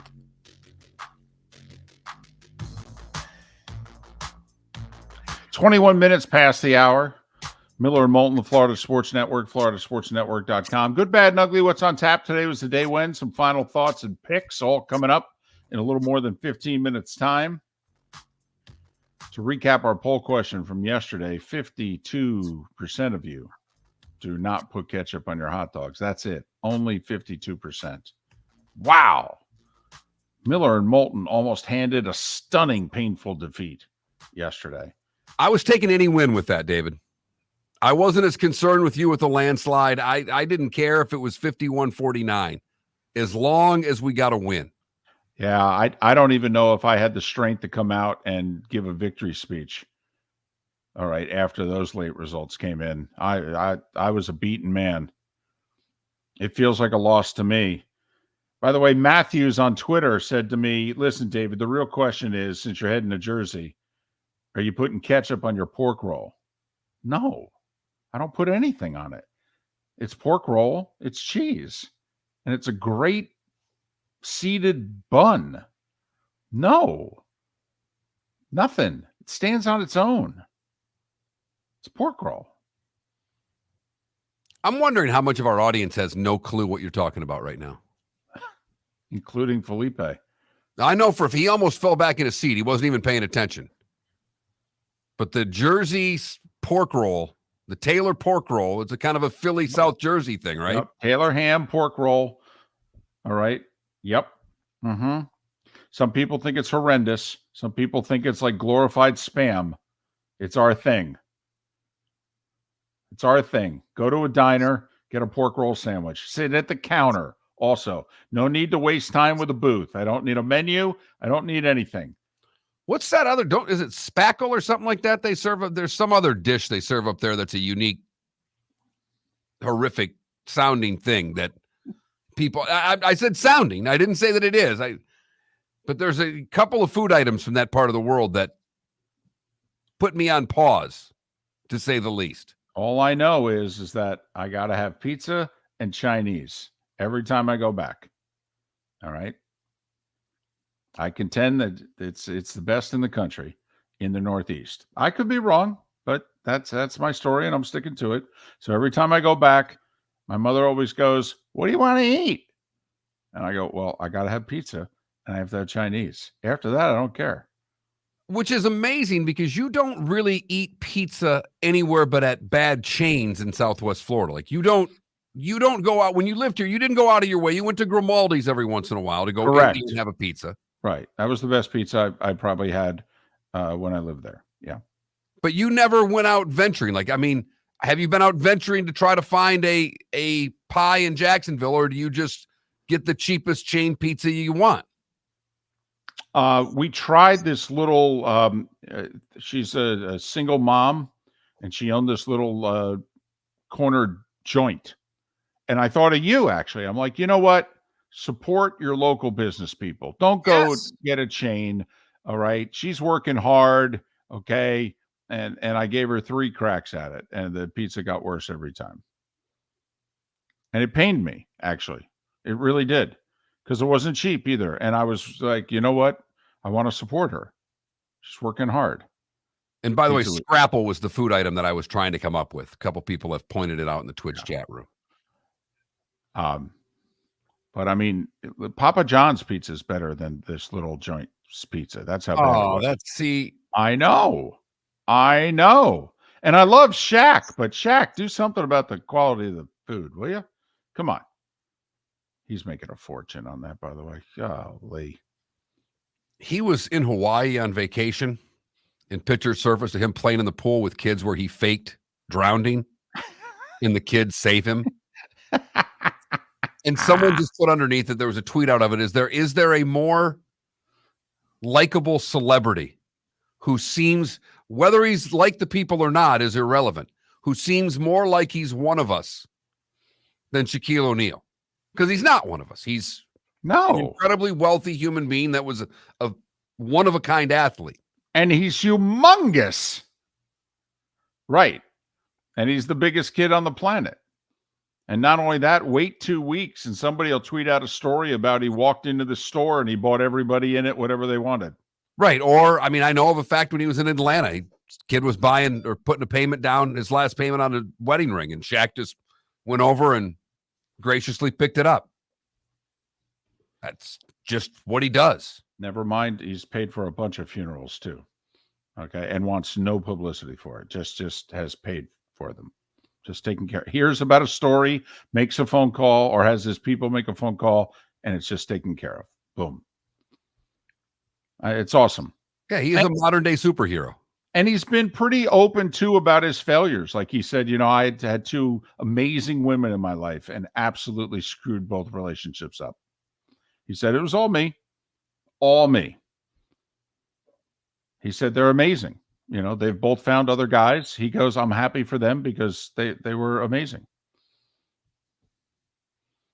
And I was a jerk. But he did fake drowning with kids in a pool in Hawaii, and that scores points by me. I mean, think about how many kids it would have to, if honestly, let's just say he was laying at the bottom, even in the shallow end, he's in the 3-foot end, he's laying on the bottom of the pool. How many kids, because that's dead weight in theory. Okay. How many kids would it take? Kids. 107. Unbelievable. Of course, the good thing is if it's 3 feet of water, if you could just sit him up, his head would be out of the water. Exactly.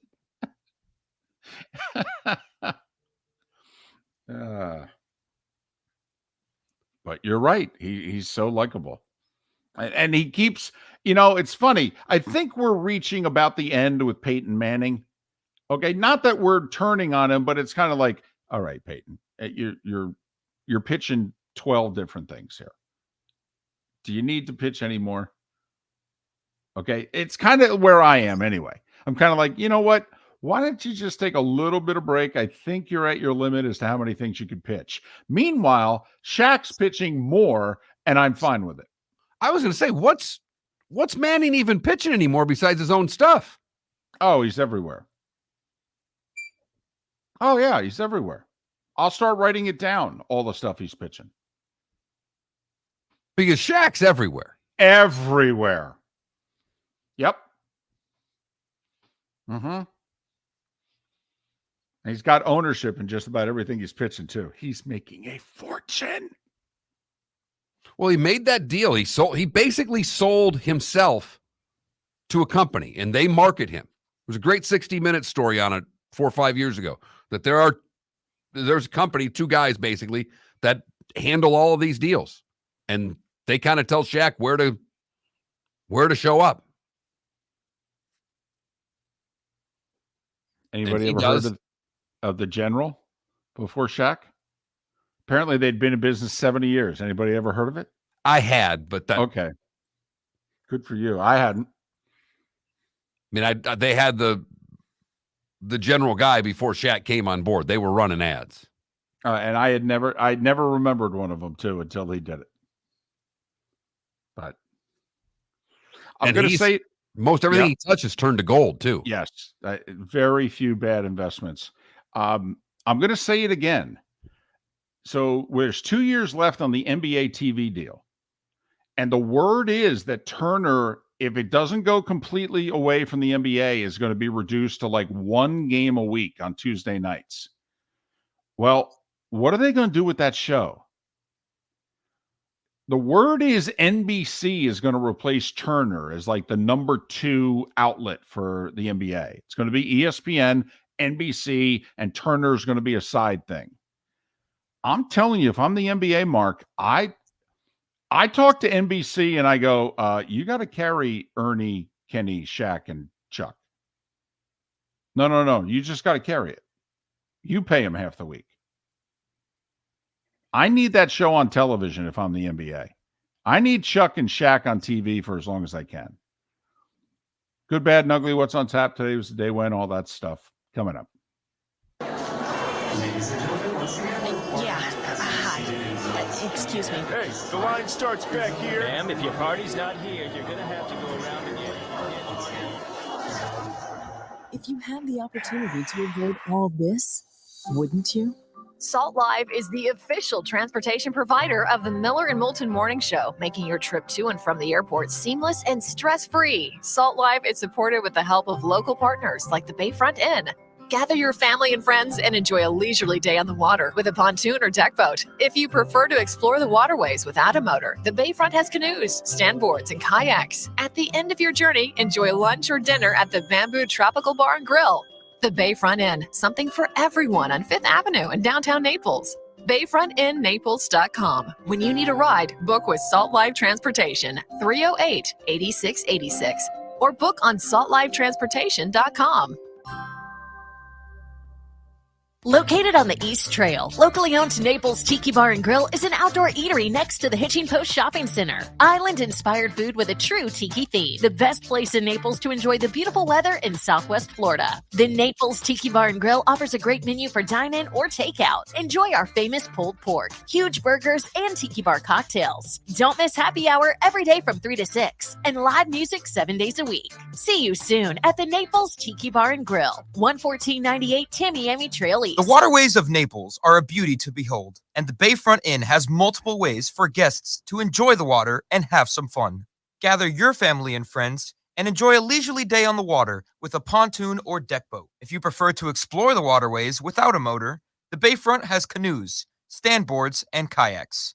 At the end of your journey, enjoy lunch or dinner at the Bamboo Tropical Bar and Grill. The Bayfront Inn, something for everyone, on 5th Avenue in Naples. You were listening to Miller and Moulton on the Florida Sports Network.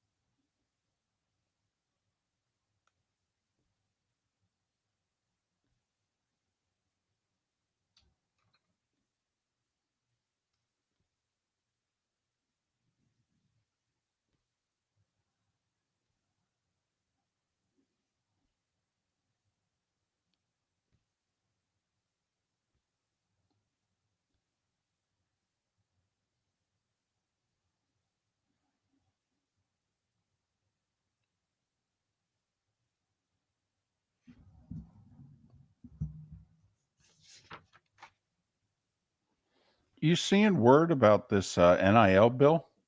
That No. apparently Yahoo reported it at 7:00 this morning. 2 Democratic senators and a Republican senator from Kansas. So you got 2 liberals, Booker and Blumenthal from Booker's okay. I was going to say this is the one Booker's involved with, and Moran from Kansas. John Morant's involved with this. It would set national NIL policy, preempt most, if not all, state NIL laws, create an NIL database for transparency, and grant the NCAA authority to create rules to enforce provisions in the act while affording the association a degree of legal protection. Athletes would follow fairly permissive NIL rules. They would receive lifetime scholarships and long-term medical coverage through both their schools and established medical trust. The act does not address athlete employment, however.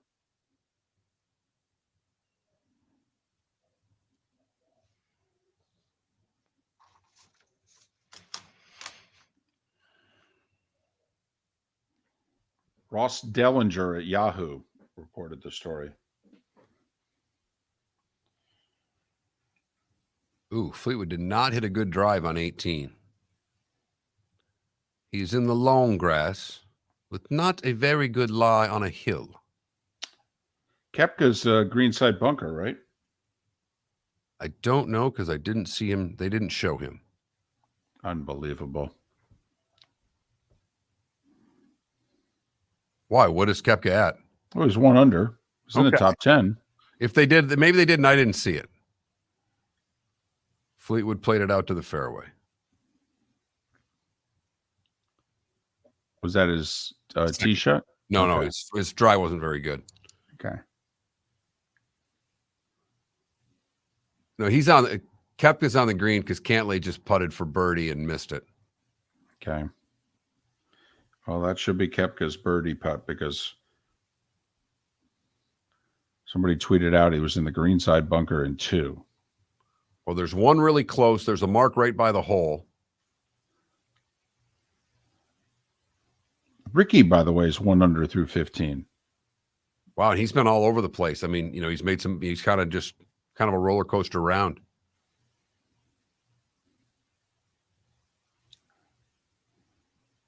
Here's Koepka. The longer birdie putt's his, or the longer putt is his. He's got about a 15-footer for birdie. Oh, and he lipped it out.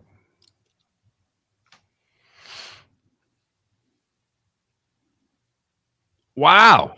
Here we go. Hello, Thailand.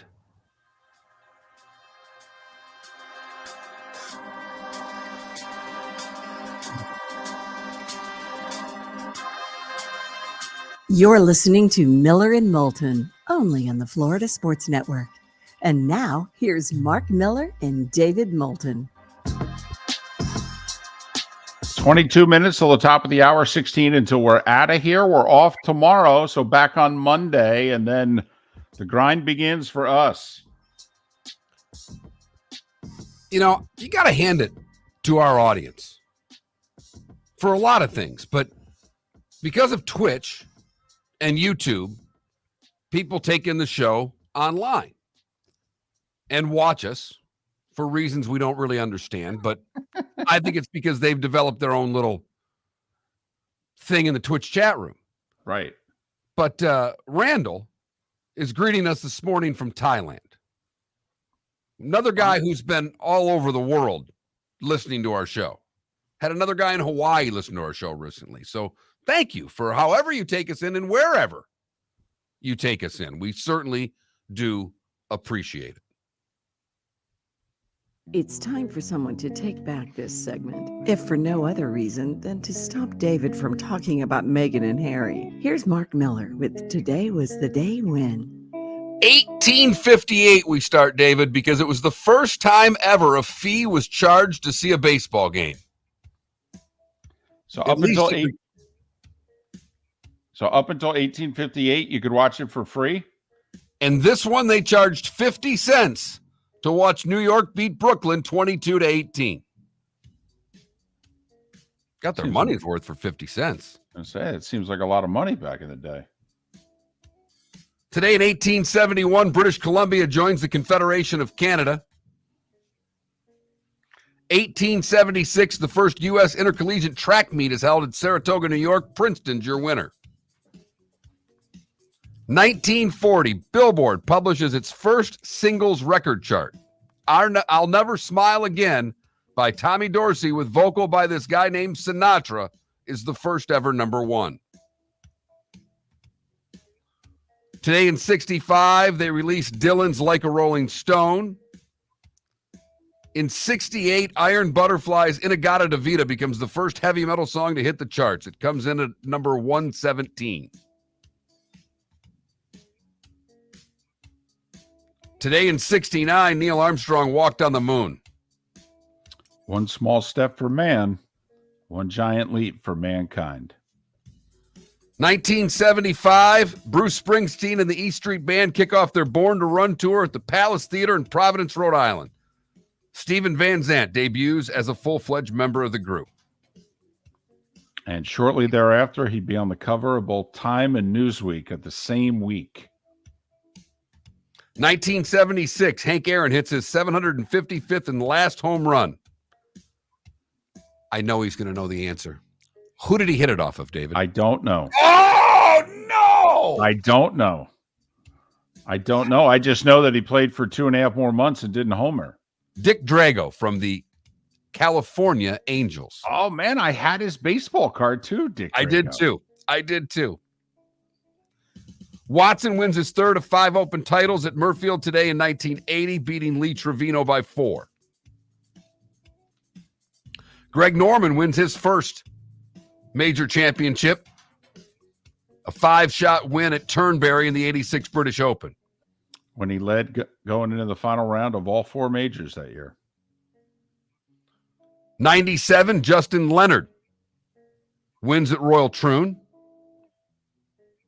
2003, Ben Curtis becomes the first debut winner since Watson in 75. 2008, Padraig Harrington goes back-to-back. Rory in 2014, where they're playing right now, leads wire-to-wire, beats Sergio Garcia and Ricky Fowler by 2. And in 2015, Zach Johnson wins in a playoff at St. Andrews. It probably got him in the Hall of Fame. And if you think about it, I mean, you win a Masters, you win an Open. You've got about 15 wins on tour. He's going to get in one day. Whether you think of him as one or not, he's going to get in. And the Bucks won their title 2 years ago today, beating the Suns in Game 6. Oh, yeah, the schedules were still off from the pandemic. Right. I double-checked it. I'm like, what do you mean, NBA title? I'm looking at this. Wasn't the bubble. Hey, you're not going to believe it. Chris Paul was hurt at the end of that series. Shocking. Alexander the Great, Mike Ilitch, and Natalie Wood all born today. Carlos Santana is 76. Writer Dan Shaughnessy is 70. Hockey player Jimmy Carson's 55. Actress Sandra Oh is 52. Peter Forsberg is 50. Benji Molina is 49. Giselle is 43 today. Former Heisman Trophy winner Troy Smith is 39. And Ben Simmons is 27. What did I miss, David? Well, fairly big day. 75 years ago today, President Truman said, this whole armed forces thing, I'm going to do a draft. Peacetime draft. That was controversial, to say the least. It's one thing when we're in war. Wait, peacetime draft. 50 years ago today, Bruce Lee died. He was 32. And that's pretty much it. There were other things, but I don't want to go there. I mean, I could have gone Sitting Bull. Mock. Florida is going Florida. Well, Mark Miller sees it differently. He calls it the good, the bad, and the ugly. What you got, Mark? We go to the Pacific Ocean for the good. Timothy Shattuck was leaving from Australia to French Polynesia. When weather knocked out all his electronics, he was alone at sea for 3 months and was rescued in the last week. He and his dog managed to catch enough fish with the gear he had on board for he and his dog Bella to survive over 2 months of isolation. Looked like Tom Hanks in Castaway when they found him. And I'm not joking. That's amazing.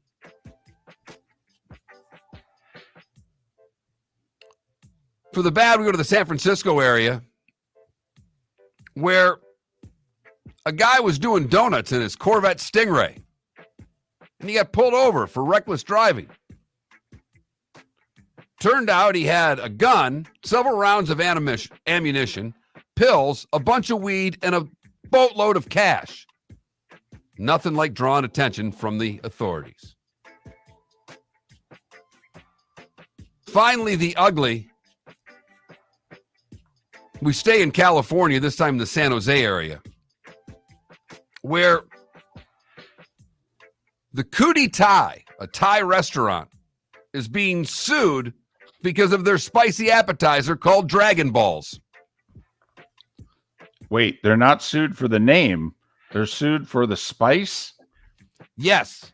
A woman has sued them saying that the dish was so spicy that it caused chemical burns to her vocal cords, esophagus, and right nostril. And she states she has experienced permanent injuries and will be forever damaged because of eating Dragon Balls. Tough it out. How does she know it's going to be permanent? And she can be fined next week. It happened a while ago. The lawsuit's still ongoing. We'll see if the Dragon Balls and the Cootie Thai restaurant survive. I know who's not going to be on Hot Ones. That is the good, the bad, and the ugly on today, July the 20th, 2023. Do you think that you could do Hot Ones? What? Do you know the show Hot Ones? I'm guessing it's some show where they have to eat extremely spicy food. It's a show where they bring in celebrities and they have to eat the 10 spiciest chicken wings in the world, pretty much. I mean, I would be sweating profusely. But do you think you could eat all 10? I love spicy food. I don't think so because I like taste and spice. I don't want to just be... Well, some of them are tasty, but a lot of them are just... Can I ask a question? What is the prize? Because let's face it, if we're doing this, we're doing it to win something. What is it they win? They don't win anything. It's glory. It's an interview over chicken wings. No way. No way. Okay, so for you, it'd have to be a bribe. Totally. Well, you like spicy food, though. I'm not huge, but I mean, I can eat anything. I understand that, but if you and I were to go get wings right now, I'd order meat. No spicier than medium. Correct. Right. You'd prefer mild because that way you can eat more faster. No, actually, I've changed. Actually, I want a little more, a little more something. I'm a medium guy now. Going all out, huh? But I'm a ranch guy, and I know that upsets you. It doesn't upset me. It's just the wrong choice. This is compared to blue cheese. Yes. Correct. I like blue cheese better, but I always ask for both. That should be the poll question we leave up right on through the weekend. Ranch or blue cheese? Good night, everybody. Ranch will win going away, but will it really? I think so. I don't know. Yeah, I sense a ranch bias. I feel like I hate ranch. I mean, I wouldn't vote for it. I do not like ranch dressing. Ranch dressing is for hockey players and teenage girls. That's a hell of a combination right there. I spent too many times at training tables with hockey players who would literally put ranch dressing on pasta and make me want to vomit. Okay, that's... 10 baseball games today, 7 of them in the afternoon. So one of only 3 night games is Orioles-Rays, 6:40. Game will be over 9-ish. How about that for a wild Thursday night, huh? Make sure you go to bed because, 1:30 in the morning, there's golf on.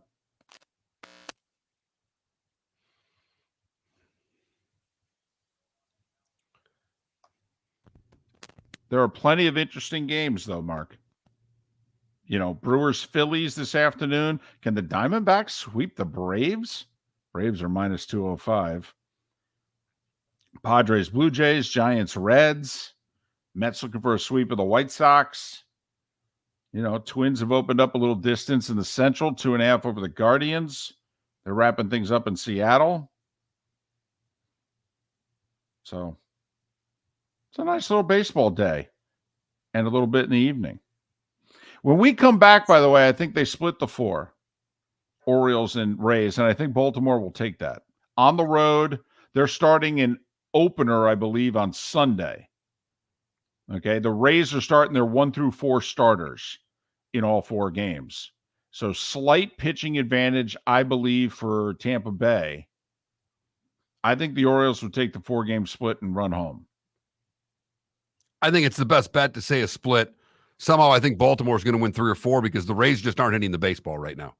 No, they're not scoring runs in Baltimore. When Baltimore lost against the Dodgers, it wasn't for lack of run production. So I want to be wrong, but I'd like to see, put it this way, David. If I put the over-under at runs for Tampa Bay at 16, where would you go? Ooh, that's a good one for a game. In 16.5, just to, Then I'd go under. Since you threw the half out there, I'll go under. So there. If they can go over that number, they'll get at least 2. But they've got to score 16-plus runs in the next 4 games to get 2 wins. I say, by the way, we're going over 80,000. How about that? Some big Friday night, Saturday, 4 o'clock, Sunday. I say the faithful come out.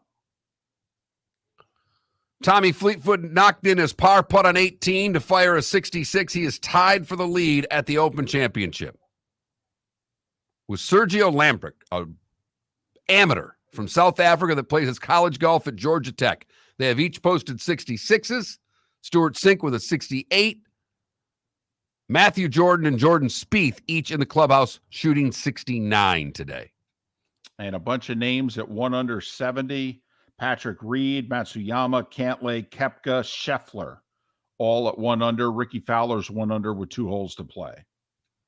If you Googled the words perfect head of hair, I think a picture of Tommy Fleetwood would pop up. Pre-haircut. He looked better with the more flowing locks. It was pathetic, and it was very much a 70s rocker, but I liked it better when it was halfway down his back. It looks great right now. I mean, that's some great lettuce going on. Wow. Fleetwood Felipe sounds jealous. I am jealous, honestly. You've got Fleetwood hair. I wish I had Fleetwood hair. You do. Okay. He's 10 years older than you, so it's a little thicker. What you really need, Felipe, is you probably need to go to an actual hair salon. You need to start spending money on that mop. I've tried to avoid it, but you may be right about that, Mark. You'd be a hit in the hair salon with that hair. Oh, my goodness. Oh, they would call their friends. You'd get your hair done with a crowd. Enjoy the rest of your day. Have a great weekend. We'll talk again Monday. Miller and Moulton. Ladies and gentlemen, once again. Hi. Excuse me. Hey, the line starts back here. Ma'am, if your party's not here.